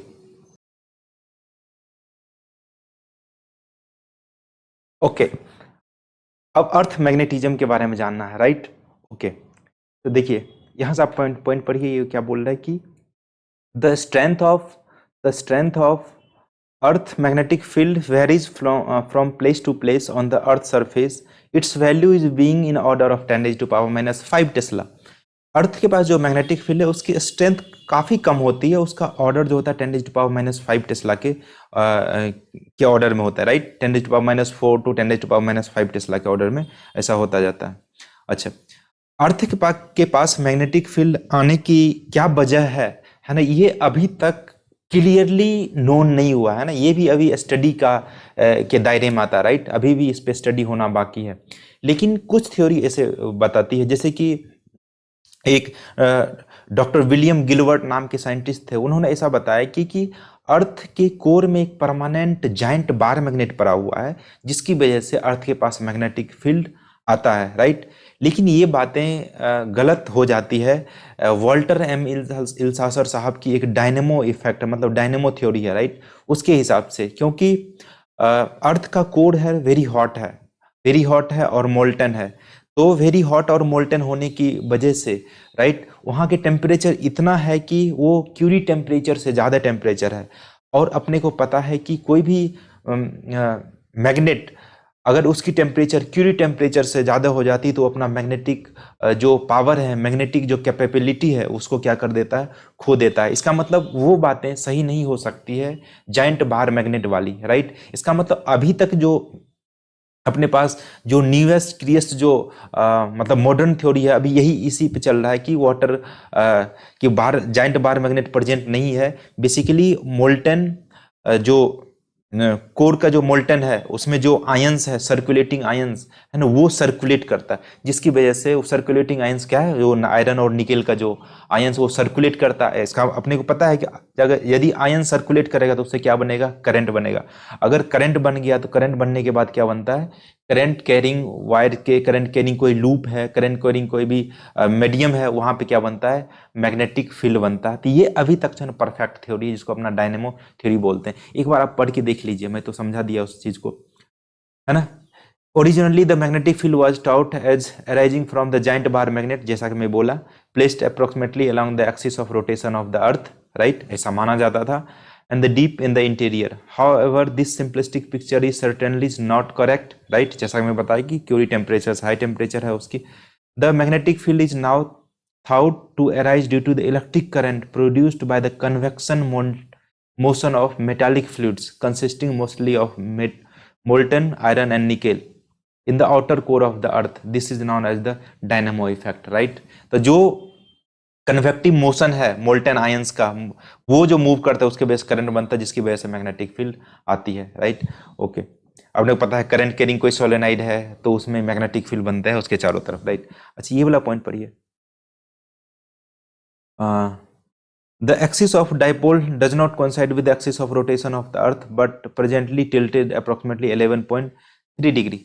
जो एक्सिस ऑफ रोटेशन है ना, उससे जो डाइपोल का अलाइन नहीं होता, मतलब सेम नहीं है, जैसे नॉर्थ साउथ जो आपके जोग्राफिकल है उससे कोलाइड नहीं करता, उससे थोड़ा सा टिल्टेड है ना, कुछ एंगल पे है। तो मैं यहाँ पे आपको एक बार ड्रॉ करके मैं बताऊं तो ये ऐसा कहना चाह रहा है कि आपके पास ये जोग्राफिकल नॉर्थ है, ये जोग्राफिकल साउथ है, राइट। ये बोलता है कि जो डाइपोल है ये कुछ इस पे एंगल पे टिल्टेड है, ऐसा कुछ एंगल पे टिल्टेड है, वो इस एंगल की वैल्यू कितनी है, 11.3 डिग्री, राइट। अच्छा, ये वेरी करता है, राइट, ये वेरी करते रहता है, वेरिएबल। अच्छा, अभी इस वाले टाइम पे क्या 11.3 डिग्री है। अच्छा, यहाँ क्या बोला है, हाँ, ये टिल्टेड 11.3 डिग्री, ये बात आपको ध्यान में रखना है। The poles near the geographical north pole of the earth is called the north magnetic pole and the pole near the geographical south pole is called the south magnetic pole. अच्छा, ये वाला जो मैं बात बता रहा था आपको, देखिए, ये बोल रहा है कि ये जो बोल रहा है कि भैया ये जोग्राफिकल नॉर्थ है, जोग्राफिकल नॉर्थ यहाँ पर जो मैग्नेट का जो पोल है इसको मतलब बोलते हैं मैग्नेटिक नॉर्थ बोलते हैं, और यहाँ पे जो जो जोग्राफिकल साउथ है ना, इसको क्या बोला जाता है, मैग्नेटिक साउथ पोल, इसको एम एस बोलेंगे, राइट, इसको एम एन बोला जाता है, राइट। और ये कितने डिग्री पे झुका हुआ, 11.3 डिग्री पे झुका हुआ, 11.3 डिग्री पे झुका हुआ। चलिए आगे बढ़ते हैं, नेक्स्ट। हाँ, ये देखो यहाँ पे आपको ये डायग्राम में ड्रॉ करके बताया गया है आपको, सेम सेम चीज, राइट। इसमें क्या बोला, ये 11.3 डिग्री झुका हुआ ये, राइट। अच्छा, इसको क्या बोल दिया यहाँ पे, मैग्नेटिक, इसको मैग्नेटिक नॉर्थ बोला, जो जोग्राफिकल नॉर्थ की तरफ है इसको मैग्नेटिक साउथ बोला। अच्छा, ये क्या है, जोग्राफिकल इक्वेटर है, इक्वेटर मतलब जो नॉर्थ और साउथ रीजन को टू पार्ट्स में बांटेगा उसको क्या बोलेंगे, जोग्राफिकल इक्वेटर। अच्छा, जो मैग्नेट के नॉर्थ और साउथ को इक्वल पार्ट में बांटेगा उसको मैग्नेटिक इक्वेटर बोलेंगे, तो इसलिए इसको मैग्नेटिक इक्वेटर बोल दिया। और ये जो वाला है यह जोग्राफिकल इक्वेटर है, राइट। अच्छा, ये वाला आप पढ़िए एक minute point. North magnetic poles behaves like a south pole of the bar magnet and the inside the earth and vice versa, right. तो नॉर्थ मैग्नेटिक पोल्स, ये है नॉर्थ मैग्नेटिक पोल्स। एक्चुअली में यहाँ पे जो मैग्नेट होगा, ये जो मैग्नेट यहाँ मान चलो ऐसा रख देते हैं, एक मैग्नेट, इसका एक्चुअली में यहाँ पे क्या है, साउथ पोल है, इसका साउथ पोल है, इसका क्या है, नॉर्थ पोल है। क्योंकि मैग्नेटिक नीडल का नॉर्थ पोल यहाँ पे पॉइंट आउट कर रहा था इधर की ओर, इसलिए इस वाले अर्थ सरफेस का ये वाला पॉइंट को क्या बोल दिया, मैग्नेटिक नॉर्थ पोल दिया। एक्चुअली अंदर में मैग्नेट क्या है, इसका साउथ पोल है, राइट, यहाँ पे मैग्नेट का नॉर्थ पोल है, ठीक है। इसीलिए तो फील्ड लाइंस इधर से निकल के कहाँ पे जाता है, इधर की ओर जाता है, राइट। इधर से फील्ड लाइंस निकला नॉर्थ से साउथ की तरफ जाता है। कंफ्यूजन मत क्रिएट कीजिएगा, राइट। क्योंकि मैं बोला कि ये इस वाले जो अर्थ सरफेस का जो पॉइंट है इसको साउथ बोला गया, इसके अंदर जो मैग्नेट है, इसके अंदर जो मैग्नेट है उसका एक्चुअली में नॉर्थ पोल है, इसलिए यहाँ से फील्ड लाइन्स निकलता है और इधर की ओर जाता है, राइट। क्योंकि मैग्नेटिक नीडल यहाँ पे पॉइंट आउट कर रहा था, मैग्नेटिक नीडल का नॉर्थ वाला पोर्शन इधर पॉइंट कर रहा था, इसलिए अर्थ सरफेस के ये जो वाला पॉइंट है, अर्थ सरफेस का जो ये वाला पॉइंट है, इसको मैग्नेटिक नॉर्थ बोला गया और इसको मैग्नेटिक साउथ बोला गया। इसके अंदर जो मैग्नेट है ना, मैग्नेट का यहाँ जिधर मैग्नेटिक साउथ है अर्थ सरफेस पे, यहाँ पे नॉर्थ पोल है और इधर पे क्या है, साउथ पोल है, ठीक है। ये बात ध्यान रखना। ये क्वेश्चन यहाँ दिया गया वही वाला क्वेश्चन है ना, म्यू नॉट इक्वेटोरियल पॉइंट पे होता नहीं, क्या लिखता है इक्वेटोरियल पॉइंट पे, K into M divide by R cube. अपने को पता है के का वैल्यू सिर्फ जा क्या पुट करना, mu naught divide by 4 pi, mu naught divide by 4 pi M divide by R cube, ये आ गया। देखो यही है, इसमें आप वैल्यू पुट करेंगे तो आ जाएगा आपके पास। ओके आगे चलिए चलिए चलिए। अच्छा, मैग्नेटिक डिक्लिनेशन एंड डिप के बारे में बात करना है, राइट।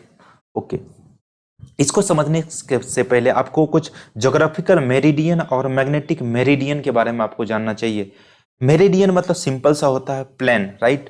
तो ज्योग्राफिकल मेरिडियन मतलब ये होता है कि जो ज्योग्राफिकल नॉर्थ पोल है अर्थ का और ज्योग्राफिकल साउथ पोल है अर्थ का, दोनों पॉइंट को आप मिलाओ, राइट। एक और कोई पॉइंट, तीसरा पॉइंट अर्थ सरफेस पे ले लो, क्योंकि प्लेन बनाने के लिए एटलीस्ट 3 पॉइंट चाहिए होता है अपने को। तो ज्योग्राफिकल नॉर्थ, ज्योग्राफिकल साउथ, एक तीसरा पॉइंट लेके उसको मिला के जो आपको प्लेन बनेगा, उस प्लेन को कौन सा प्लेन बोलेंगे, ज्योग्राफिकल मेरिडियन बोलेंगे। सिमिलरली आपका मैग्नेटिक नॉर्थ है जो 11.3 डिग्री पे जो झुका हुआ है, राइट।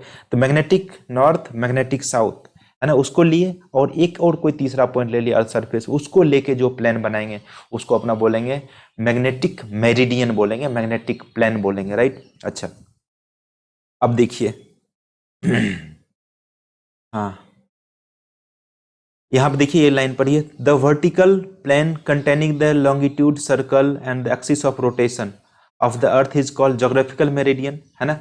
जिस भी एक्सिस पे रोटेट कर, एक्सिस ऑफ रोटेशन और वो एक प्लेन, वर्टिकल कोई प्लेन ले लीजिए, उसको मिला के जो बनाएंगे उसको अपने क्या बोलेंगे, ज्योग्राफिकल मेरिडियन बोलेंगे। Similarly magnetic meridian, one can define magnetic meridian of a plane as the vertical plane which passes through the imaginary lines joining the magnetic north and south poles, right।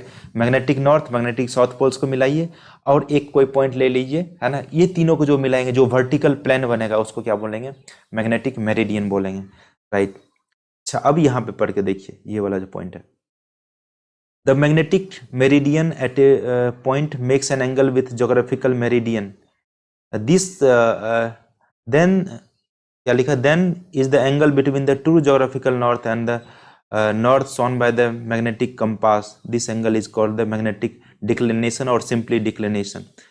अच्छा, greater the declination is greater the higher latitude and the similar near the equators, the declination in India is small, है ना। India, ये सब point आप एक बार पढ़ लीजिए, मैं इसको समझा देता हूँ। ये बोलना क्या चाह रहा है कि दो प्लेन आपके बने, एक तो बना मैग्नेटिक मेरिडियन, दूसरा बना ज्योग्राफिकल मेरिडियन।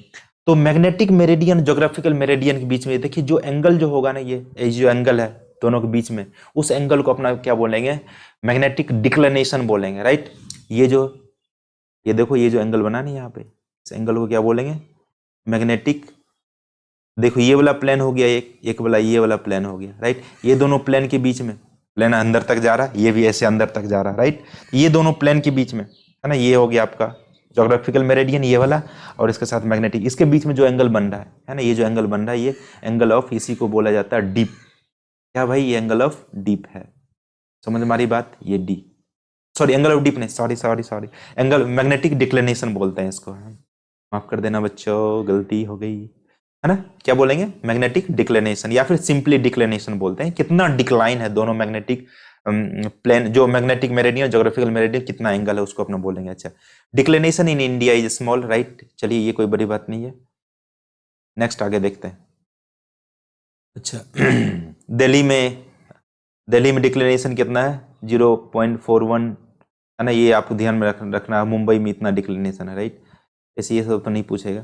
अच्छा ये वाला पॉइंट पढ़िए, if a magnetic needle is perfectly balanced about a horizontal axis so that it can swing in a plane of the magnetic meridian में से swing करे, मान चलो कि मैग्नेटिक मेरिडियन है, राइट। इसमें कोई एक नीडल है, इसको स्विंग कर रहा था, राइट, स्विंग कर रहा।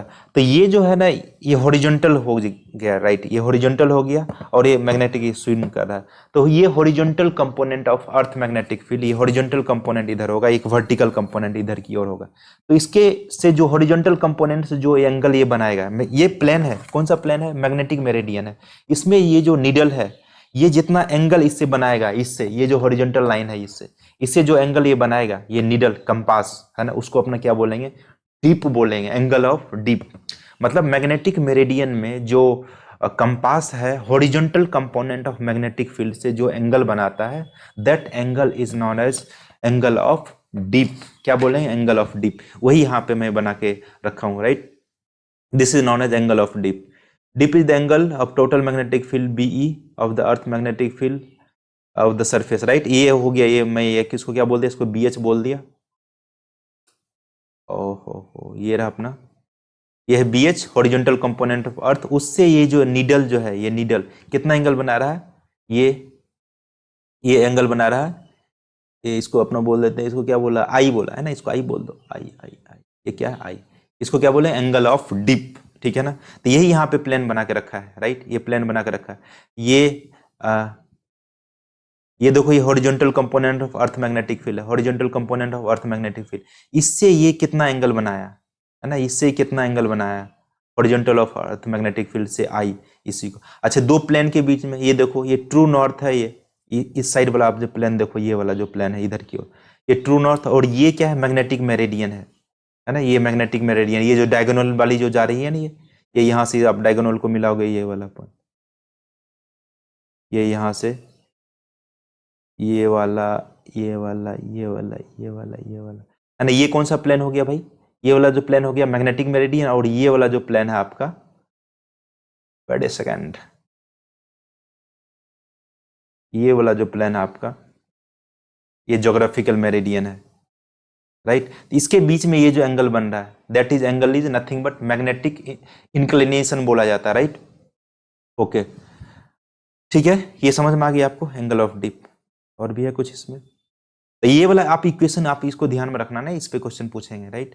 ये वाला, ये है ना, ये सब जो है ना, ये इक्वेशन आपको ध्यान में रखना है। इसे तो लिख ही सकते हैं ना, आप देखो यहाँ पे ये क्या बन रहा है, ये आपका हॉरिजॉन्टल कंपोनेंट बी एच हो गए, ये यहाँ पे आपका क्या है, बी ई हो गया। ये आपका जो एंगल आ गया, ये इसको आई बोल दिया, राइट। अब यहाँ से निकाल सकते हैं आपको, अगर क्या कैलकुलेट करना भैया, अपने को कैलकुलेट करना है ये बी एच हो जाएगा बी कॉस ये आई, इसको हटा देता हूँ, और यहाँ पहले से क्या लिखा गया है,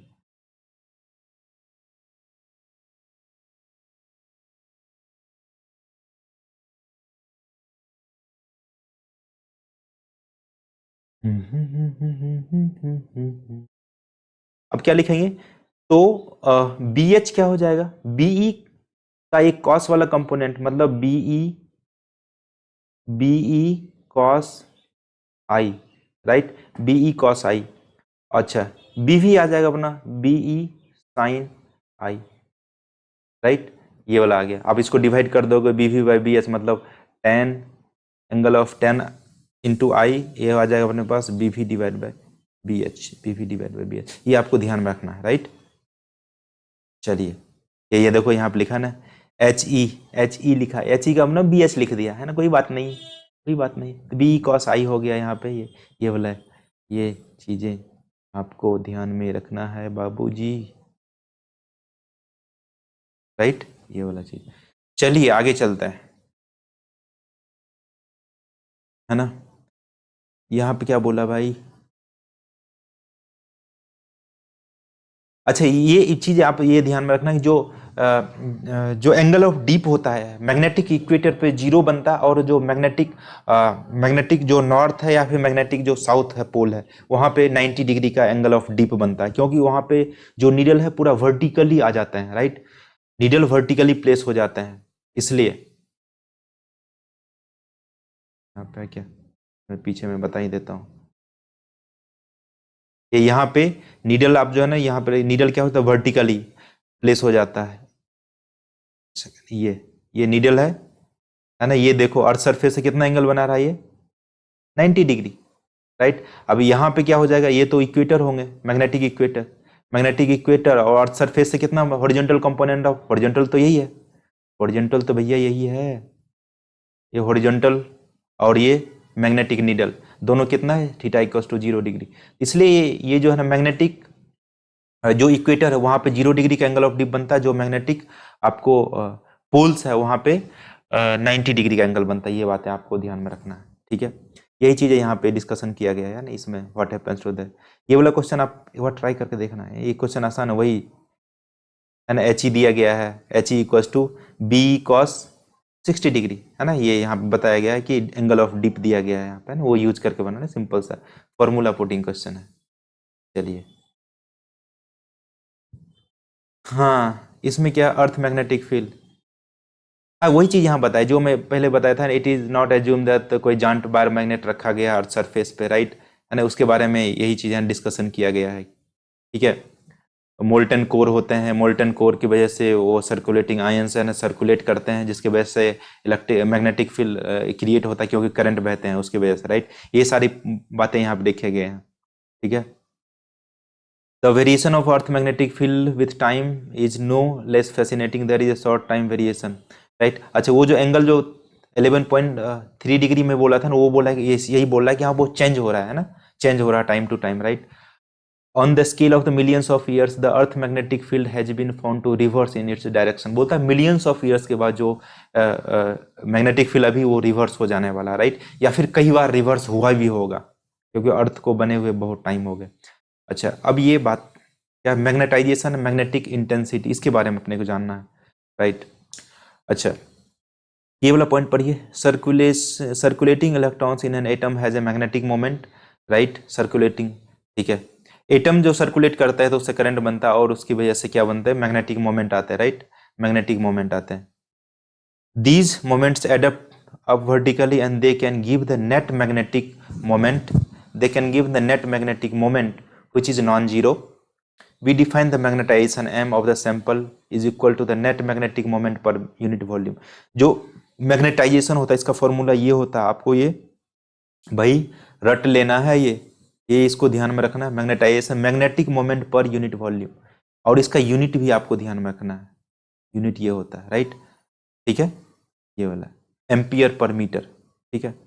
तो magnetic moment per unit volume, magnetization simple से इसको ऐसे भी समझ सकते हैं कि कोई भी मैग्नेटिक मटेरियल को अगर मैग्नेटिक फील्ड में रखे हैं तो कितना मैग्नेटाइजेशन, उसके डाइपोल कितना ज्यादा अलाइन हो गया इन the direction of applied magnetic field, उसको अपना मैग्नेटाइजेशन बोलते हैं, ठीक है। मतलब कुल मिला के ऐसा कहना चाहता हूं मैं कि देखिए बाबू मुन्ना कि आपके पास ये मैग्नेटिक मटेरियल अभी डाइपोल इधर उधर अलाइन है, राइट, इधर उधर ये अलाइन है डाइपोल, जैसे आपने मैग्नेटिक फील्ड लगाया, जैसे आपने मैग्नेटिक फील्ड लगाया तो ये डाइपोल इस डायरेक्शन में अलाइन हो गया, तो जितना डाइपोल अलाइन होगा एक सर्टेन डायरेक्शन में वो उससे डाइपोल मोमेंट बनेगा, वो dipole moment per unit volume को क्या बोलेंगे, अभी तो क्या मैग्नेटिक मोमेंट है, क्या करेंगे magnetic moment per unit volume, right, magnetic moment per unit volume को अपना मैग्नेटाइजेशन बोलते हैं। चलिए आगे चलते हैं। अच्छा ये सब बातें अपने को ध्यान में रखना है। अच्छा अगर कोई करंट कैरिंग सोलेनॉइड है, इसके वजह से अगर उसके अंदर कोई मटेरियल नहीं रखा गया है तो उसके अंदर कितना मैग्नेटिक फील्ड डेवलप होता है, ये अपना ऑलरेडी कैलकुलेट कर चुके हैं। कौन सा चैप्टर में भाई, ये जो मैग्नेटिक इफेक्ट ऑफ करंट वाला चैप्टर, उसमें अपन ऑलरेडी ये डिस्कशन कर चुके हैं, B naught equals to mu naught into N I, right, okay. अगर इसमें कोई एक मैग्नेटिक मटेरियल्स रख दोगे तो मैग्नेटिक मटेरियल्स का भी मैग्नेटिक फील्ड उसमें ऐड हो जाएंगे, तो कितना हो जाएगा, बी नॉट तो इनिशियली करंट बहने की वजह से और बी एम एक्स्ट्रा आ गया, तो मतलब B naught plus B M net magnetic field उस मटेरियल के अंदर सेटअप हो जाने वाला, राइट, ओके, ठीक है। B M is contributed by the materials core, right, it turns out to this additional field, जाहिर सी बात एडिशनल फील्ड आ जाएगा। Bm is proportional to the magnetization m, right, जितना ज्यादा मैग्नेटाइजेशन होगा उतना ज्यादा एक्स्ट्रा मैग्नेटिक फील्ड आ जाने वाला है, तो नेट मैग्नेटिक फील्ड ही आ गया, तो Bm इक्वल होता है mu naught into magnetization I, right. अच्छा एक टर्म यहाँ पर और डिफाइन किया गया है, कौन सी टर्म है भाई, ये वाला टर्म, ये मैग्नेटिक इंटेंसिटी इसको बोलता है H, है ना, ये वाला ध्यान में ना रखे, आपको ये वाला ध्यान में रखना, ये वाला जो फॉर्मूला है, राइट, कौन सा भाई, ये वाला फॉर्मूला, ये वाला, ये वाला, ये वाला, टोटल मैग्नेटिक फील्ड बी, तो mu naught into H plus M, mu naught H plus M, right. ये सब फॉर्मूला इंपॉर्टेंट है, इससे क्वेश्चन डायरेक्ट पूछे, सब फॉर्मूला आपको आना चाहिए, राइट। चलिए आगे बढ़ते हैं। तो एच क्या है आप याद रखना, मैग्नेटिक इंटेंसिटी, या इसी को मैग्नेटाइजिंग फील्ड बोला जाता है, राइट। मैग्नेटाइजिंग फील्ड मतलब क्या, किसी भी मटेरियल को रखने के बाद आपने कितना एक्स्ट्रा फील्ड लगाया है इसमें उसको मैग्नेटाइज करने के लिए, मतलब नेट मैग्नेटिक मोमेंट बना है, इसको मैग्नेटिक इंटेंसिटी या फिर मैग्नेटाइजिंग फील्ड बोला जाता है, ठीक है। अच्छा, इसका डायमेंशन और जो मैग्नेटाइजेशन होता है उसका डायमेंशन, दोनों का क्या होता है, सेम होता है डायमेंशन, है ना, इसलिए तो यहाँ पे ऐड कर दिया एच प्लस एम कर दिया है, ठीक है। ओके जी। The contribution of the total magnetic field inside the sample into two parts, right? One is due to the external factors, एक external factors की वजह से आता है, such as current in the solenoid. This is represented by H, an external factor, जिसे बोले H लगाया है ना, H लगाने के बाद कितना मैग्नेटाइजेशन इसका हो जाएगा, एक्सटर्नल फैक्टर ही तो है ये, ठीक है। And the other due to the specific nature of the materials, namely M, है ना, M कितना अलाइन हो गया उसकी वजह से आएगा, मैग्नेटिक मोमेंट कितना अलाइन हो गया उसकी वजह से आएगा मैग्नेटाइजेशन, ठीक है। तो ये M जो मैग्नेटाइजेशन होता है उसमें रिलेशन होता है काई इंटू एच। काई क्या है, एक डायमेंशन लेस क्वांटिटी है ना, डायमेंशन लेस क्वांटिटी है, जो ये चीज बताता है कि आपने मैग्नेटिक फील्ड जो लगाया, मैग्नेटाइजिंग फील्ड जो लगाया उससे कितना डाइपोल अलाइन हो गया उस डायरेक्शन में, है ना, वो काई की वैल्यू बताती है। तो द कॉल्ड मैग्नेटिक ससेप्टिबिलिटी इसको बोलते हैं। It measure the how the magnetic material respond to the external field. आपने जो एक्सटर्नल फील्ड लगाया उससे किस तरह से डाइपोल उसके अलाइन हो रहे हैं, राइट, कितना डाइपोल अलाइन हो गया, है ना, वो बताता है। तो जितना ज्यादा डाइपोल अलाइन होगा उतना ज्यादा उसकी काई की वैल्यू ज्यादा होगी, right. It is small positive for the materials, क्या बोले, इस small positive for the material paramagnetic के लिए काई की वैल्यू पॉजिटिव होती है लेकिन स्मॉल पॉजिटिव होती है, ये स्मॉल नेगेटिव होता है डायमैग्नेटिक के लिए, राइट। अच्छा, बी की वैल्यू अब देखो, एम की वैल्यू काई प्लस एच, यहाँ पे एम की वैल्यू काई प्लस एच रखोगे तो यहाँ से एच कॉमन हो जाएगा, एच अगर कॉमन हो जाएगा तो क्या बच जाएगा, म्यू नॉट तो ऑलरेडी बाहर है यहाँ पे, तो यहाँ से क्या आ जाने वाला बाबूजी, यहाँ ना mu naught into one plus काई इंटू एच, राइट।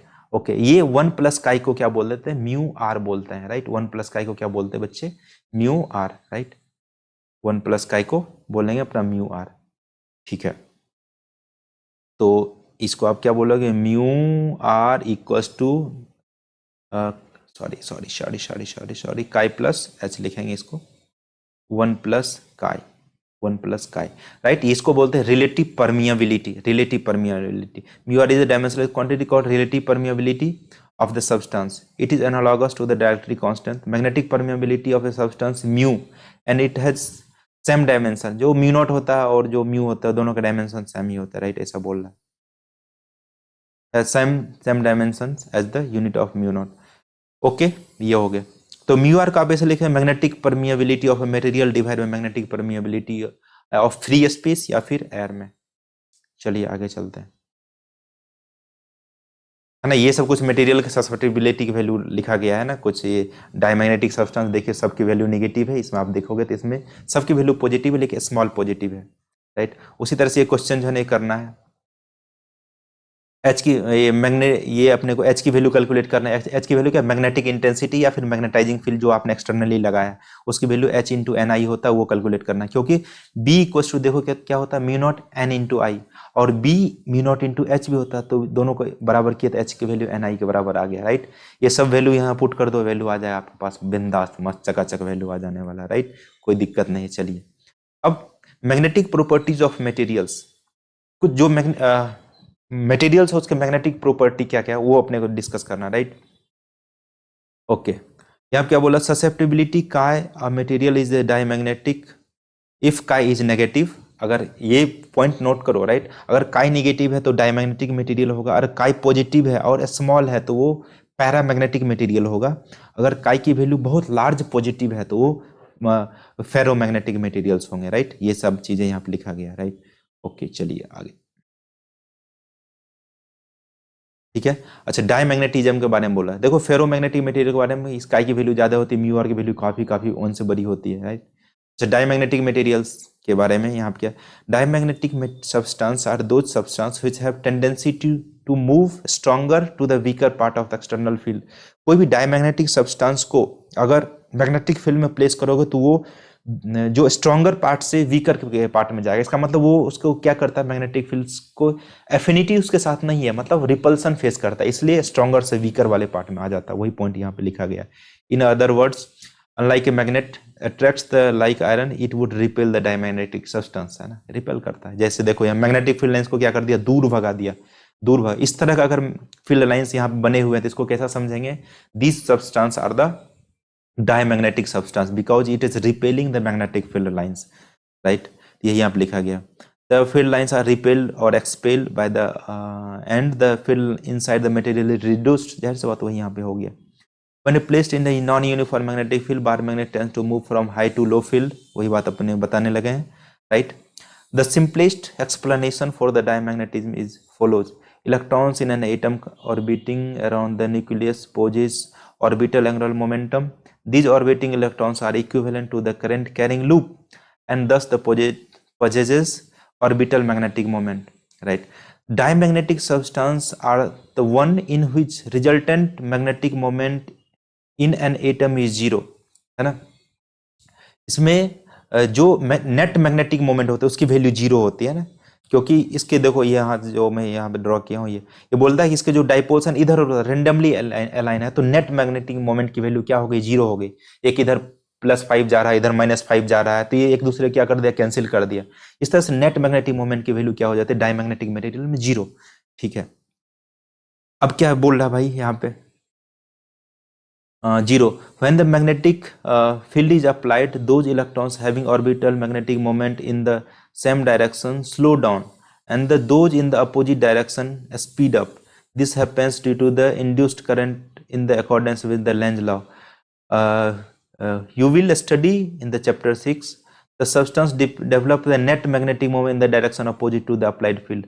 तो इसमें जो भी डाइपोल्स हैं, जैसे आपने इसको अलाइन करने के लिए आपको एक्सटर्नल फील्ड लगाया, एक्सटर्नल मैग्नेटिक इंटेंसिटी लगाया, कोई मैग्नेटाइजिंग फील्ड लगाया, राइट, वो लगाने के बाद उसका डाइपोल जो है जिस डायरेक्शन में फील्ड है उसके अपोजिट डायरेक्शन में अलाइन करना स्टार्ट हो जाता है, इसलिए रिपेल करता है, राइट। यही यहाँ पे समझाने की कोशिश किया गया, राइट। ये जो एग्जाम्पल है ये सब कुछ डायमैग्नेटिक मटेरियल की आपको ध्यान रखना है ना, bismuth, copper, lead, silicon, likewise, right. अच्छा, the most exotic diamagnetic materials are superconductor. Superconductor एक डायमैग्नेटिक मटेरियल्स है। These are metals cooled to very low temperature and which exhibits both perfect conductivity and perfect diamagnetism. Head the field lines are completely expelled. Chi की value -1, mu r 0 होता है। Superconductors repel the magnet and by Newton's third law is repelled by the magnet, right. Phenomena of the perfect diamagnetism in superconductor call Meissner's effect बोलते हैं उसको, right, okay.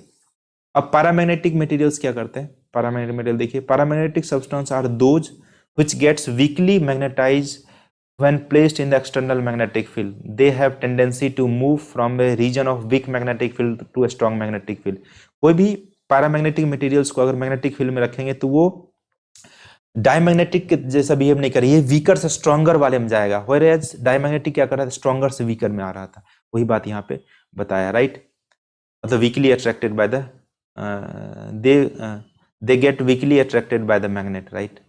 Next चलिए, individual atoms of the ions paramagnetic material possess permanent magnetic dipole moment, permanent magnetic dipole moment possess करते हैं, right, okay. आगे चलिए, on the account of the ceaseless random thermal motion of the atoms no net magnetization is seen in the presence of external magnetic field B naught which is strong enough and low temperature the individual atomic dipoles moment can made to align and the point in the same direction as B naught, right। जैसे magnetic field लगा है उसी direction में क्या हो गए, align हो गए, राइट, अलाइन हो गए, ठीक है।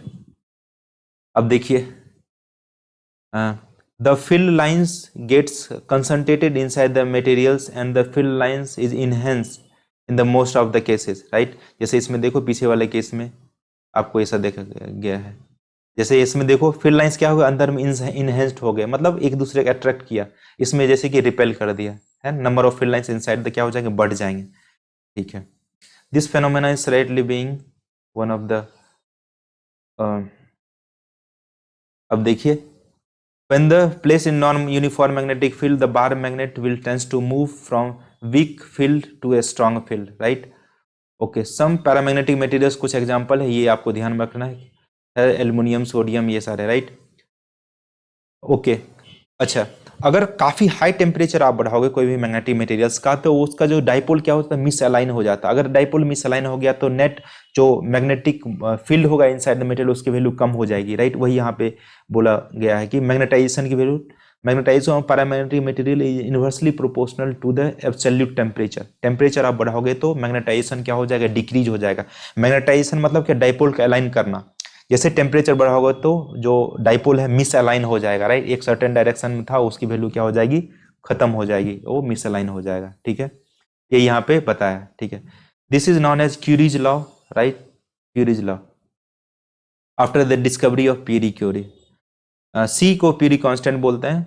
नेक्स्ट आगे पढ़िए।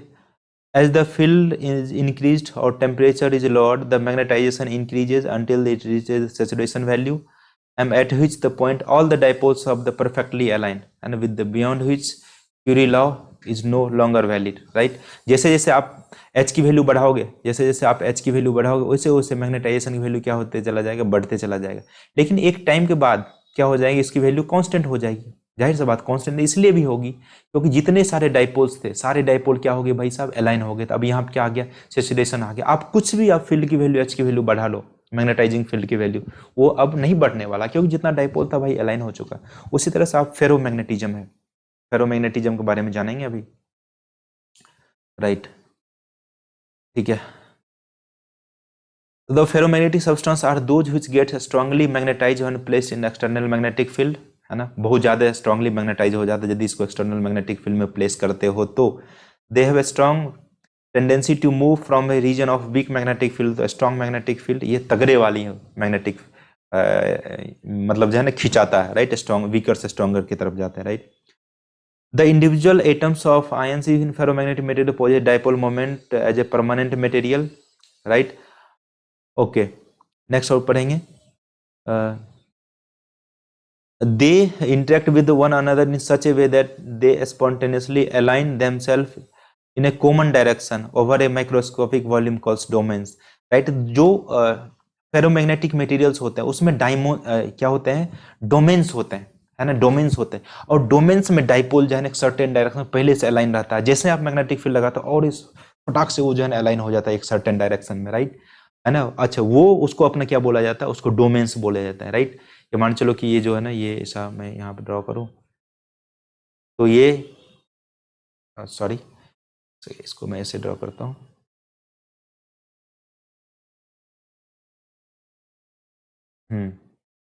देखिए,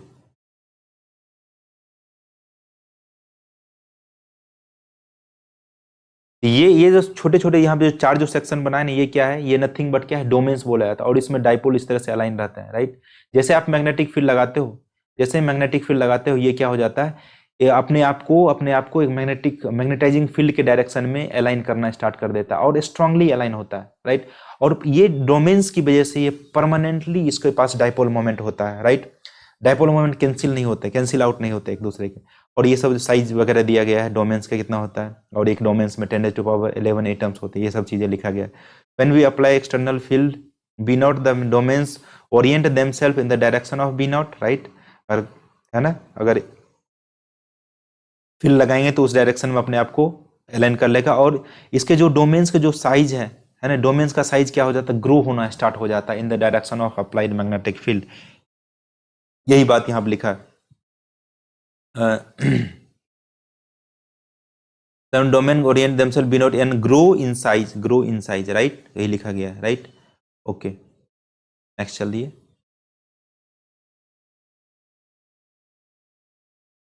okay okay okay okay okay, ये पॉइंट आप पढ़ के देखेंगे। In a ferromagnetic material the field lines are highly concentrated, non uniform magnetic field sample tends to move towards the higher field, है ना। ये सब पॉइंट नोट करने की बात है, राइट। उसमें जैसे फील्ड लाइंस में बताया था ना, ये क्या बताया था कि फील्ड लाइंस जैसे कि डायमैग्नेटिक में रिपेल करता है, इसमें क्या होता है, हाईली कंसंट्रेटेड होता है फील्ड लाइंस, राइट। हाईली बहुत ज्यादा है, मतलब ऐसा अंदर में ऐसा खींचा जाता है, राइट। तो यही यहाँ बोला। What happens when external magnetic field removes in the some ferromagnetic material, magnetization persist. अगर एक्सटर्नल मैग्नेटिक फील्ड हटा भी दोगे तो मैग्नेटाइजेशन उसमें रिटेन हो जाता है, right. And such materials are called, उसे मटेरियल्स को हार्ड मैग्नेटिक मटेरियल्स कहा जाता है या फिर हार्ड फेरोमैग्नेट्स बोला जाता है, राइट। अल्निको इसका एग्जांपल है, परमानेंट मैग्नेट इसको बोलते हैं। मतलब अल्निको मतलब इसका एल्युमिनियम निकल कोबाल्ट का इसका एल्लोइक बोलते हैं। Naturally occurring lodestone is another example of such A permanent magnet. Okay, among other things, compass needle, ये पढ़िए। There is a class of ferromagnetic materials in which the magnetization disappears on the removal of the external magnetic field। कुछ ऐसे class होते हैं ferromagnetic material के जिसमें जैसे ही आप मैंने जो भी मैग्नेटिक फील्ड लगाया तो वो हटाने के बाद वो डिसअपियर्स हो जाते हैं, right.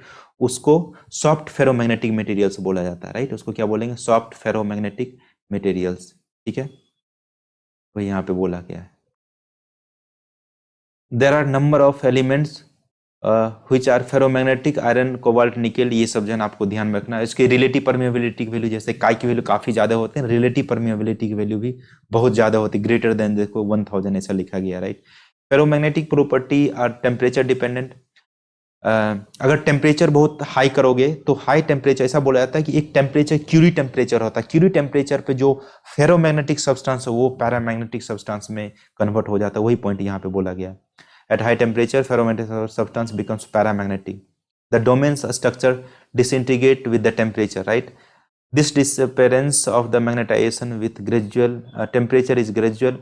It is the phase transition, reminding us the melting of a solid crystal. Temperature of transition from ferromagnetic to paramagnetic is called the Curie temperature. Note down this point, right? इसको Curie temperature बोलते हैं जिस temperature पर transition होता है ना। ये आपको एमसीक्यू में पूछ सकता है। ये वाला इक्वेशन आपको दिया, chi equals to C divide by T minus T C, ठीक है। ओके, ये सब क्यूरी टेम्परेचर की वैल्यू दिया गया, मतलब कोबाल्ट इतना पे ये कन्वर्जन होगा, क्यूरी पॉइंट ये है, ये सब क्यूरी पॉइंट सबका दिया गया वैल्यू, राइट। ये क्वेश्चन दिया गया, क्वेश्चन आप एक बार ट्राई करना, राइट। ये सारा वैल्यू दिया गया है। नेक्स्ट चलते हैं। अब यहाँ पे हिस्टेरिसिस कर्व के बारे में बोला गया, हिस्टेरिसिस कर्व। ओके, देखिए देखिए देखिए, देखो देखो देखो ये, रुक भाई, आजा आजा मेरे जय हो।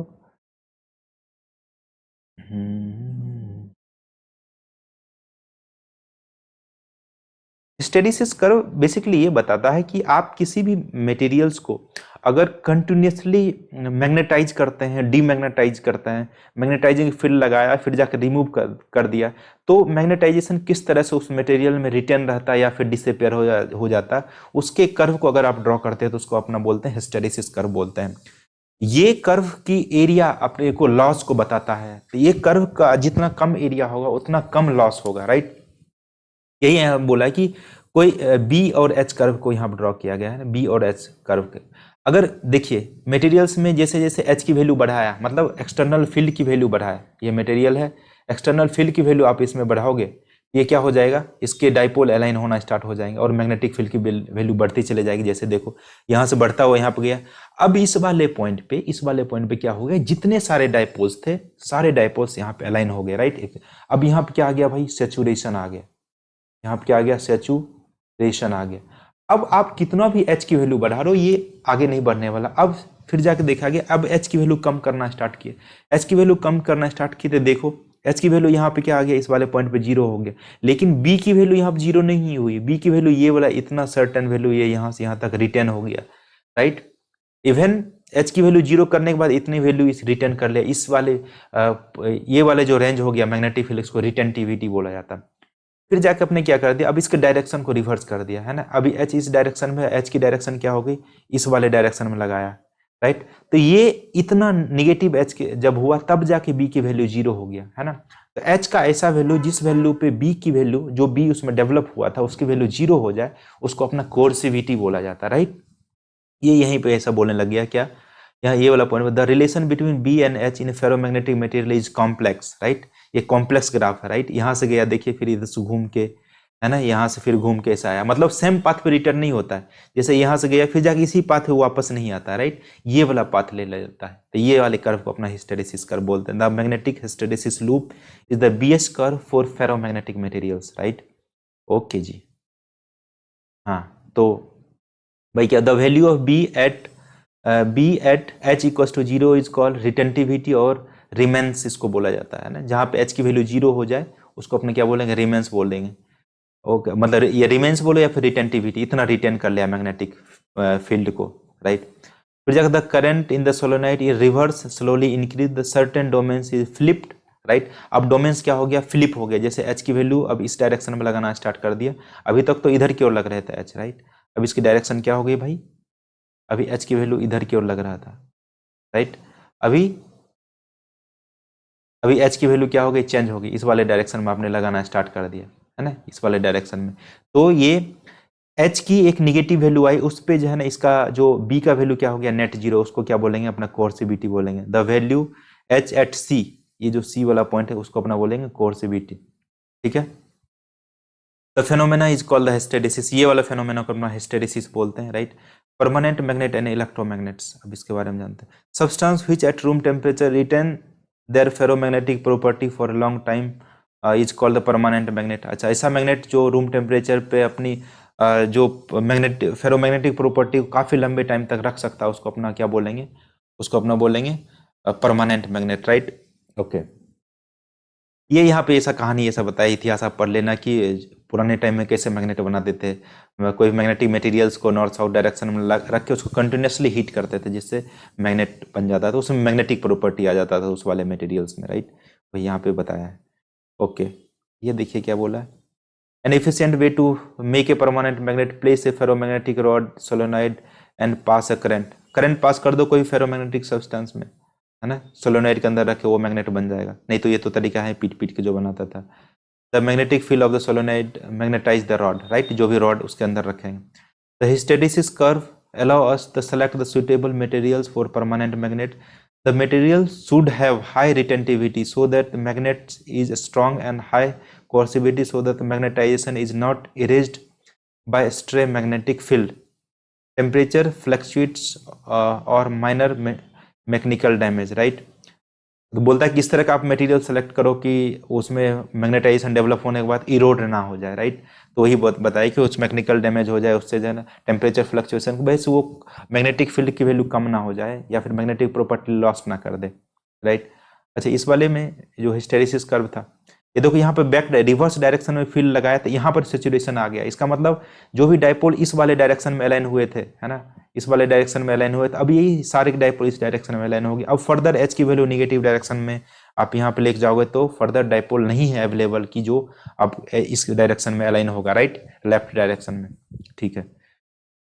ये इसका मतलब यहाँ पर भी सेचुरेशन वाला पॉइंट आ गया। ये कौन सा पॉइंट है भाई, this is nothing but a saturation, है ना। ये वाला भी सेचुरेशन वाला पॉइंट है, सेचुरेशन, है ना, ये वाला है। ठीक है, आगे बढ़ते हैं। चल आजा आजा आजा आजा Jimmy. Okay, the other suitable material for permanent magnet are alnico, है ना, अल्निको आप यूज कर सकते हैं परमानेंट मैग्नेट को बनाने के लिए। चलिए जी, है ना, ये इलेक्ट्रोमैग्नेट, ये सोलोनॉइड के अंदर ये कोई मटेरियल डाल दिया, इसमें करंट बहा दिया तो ये मटेरियल बना रहे हैं, राइट।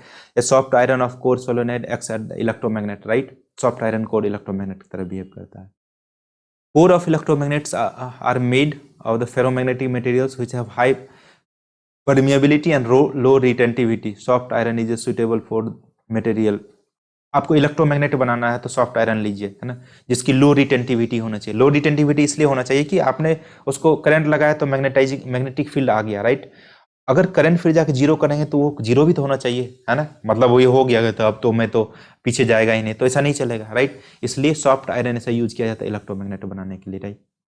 ये वाला पढ़िए भाई, ये क्या है। In a certain application the material goes through a cycle of magnetization long period, है ना। कई जगह ऐसे होते हैं जो मैग्नेट को यूज किया जाता है कंटिन्यूसली, जैसे कि ट्रांसफार्मर हो गया, कंटिन्यूसली मैग्नेटाइज होता है, डीमैग्नेटाइज होता है, right. This is the transformer cores and the telephones diaphragms. Hysteresis curve of such material must be narrow, है ना, नैरो होगा। ये तो मैं बोला था, अगर हिस्टेरिसिस कर्व नैरो होगा तो उसमें एनर्जी लॉस की वैल्यू क्या होगी, कम होगी। The energy dissipated and the heating will considerably be small. The materials must have high retentivity to low eddy current loss, right, ये भी नोट करने की बात है। Electromagnets are used in electric bells, loud speaker and the telephones diaphragm, giant electromagnets are used in a craft to lift the machinery and bulk quantities of iron and steels, right. Okay okay, ये हो गया भाई खत्म, right. ये summary जो है ना आप एक बार देखिएगा, राइट। ये समरी एक बार पढ़ेंगे, जो चीज मैं बताया पूरा इसको जो है ना आपको वहां पे मिल जाएगा। जैसे कि देखिए बी की value mu not divide by 2 πr cube, है ना।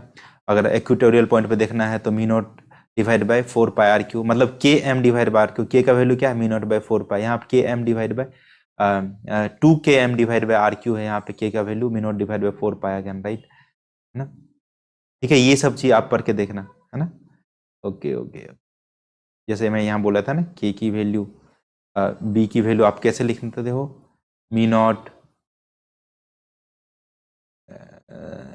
के M divide by R Q, है ना। अगर इक्वेटोरियल पे लिखना 2 से मल्टीप्लाई करना, और के का वैल्यू क्या यहाँ पुट कर दो, के का वैल्यू पुट कर दो mu naught divide by 4 π, mu naught divide by 4 π।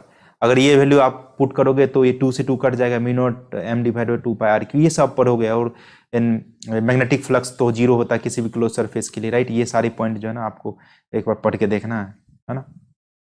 ये सब समरी है, समरी तो पढ़ना है ना। ये कुछ मटेरियल के बारे में सब बोला गया है। आगे क्या है, आगे आगे आगे आगे आगे, है ना। ये पॉइंट टू पॉइंटर है, ये भी एक बार रीड आउट कीजिएगा। एक्सरसाइज आगे, एक्सरसाइज आपको सॉल्व करना है, राइट।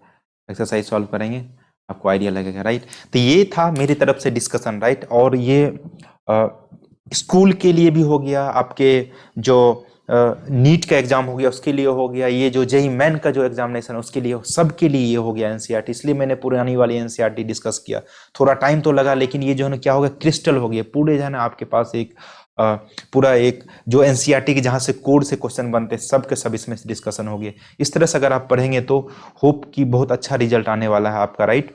और बहुत आप बेस्ट करने वाले हो, ठीक है ना। तो इस तरह से पढ़ते रहिए। अब जो है ना नेक्स्ट मैं वीडियो कुछ 11th वाले कोई चैप्टर पे लाऊंगा, 11th वाले हो सकता है ग्रेविटेशन पे मैं लाऊं, राइट। ग्रेविटेशन अब स्टार्ट करने वाले हैं, ठीक है। तो आपको ये अच्छा लगा होगा वीडियो, अगर लगा है तो अपने दोस्तों के बीच भी शेयर कीजिए ताकि मेरा मोटिवेशन हो और मैं आपके लिए इस तरह से वीडियो को क्रिएट करता रहूँ। एकदम गर्दा उड़ाते रहिए, पढ़ते रहिए, जब तक तोड़ेंगे नहीं तब तक छोड़ेंगे नहीं। मिलते हैं नेक्स्ट वीडियो में, तब तक के लिए साइनिंग ऑफ।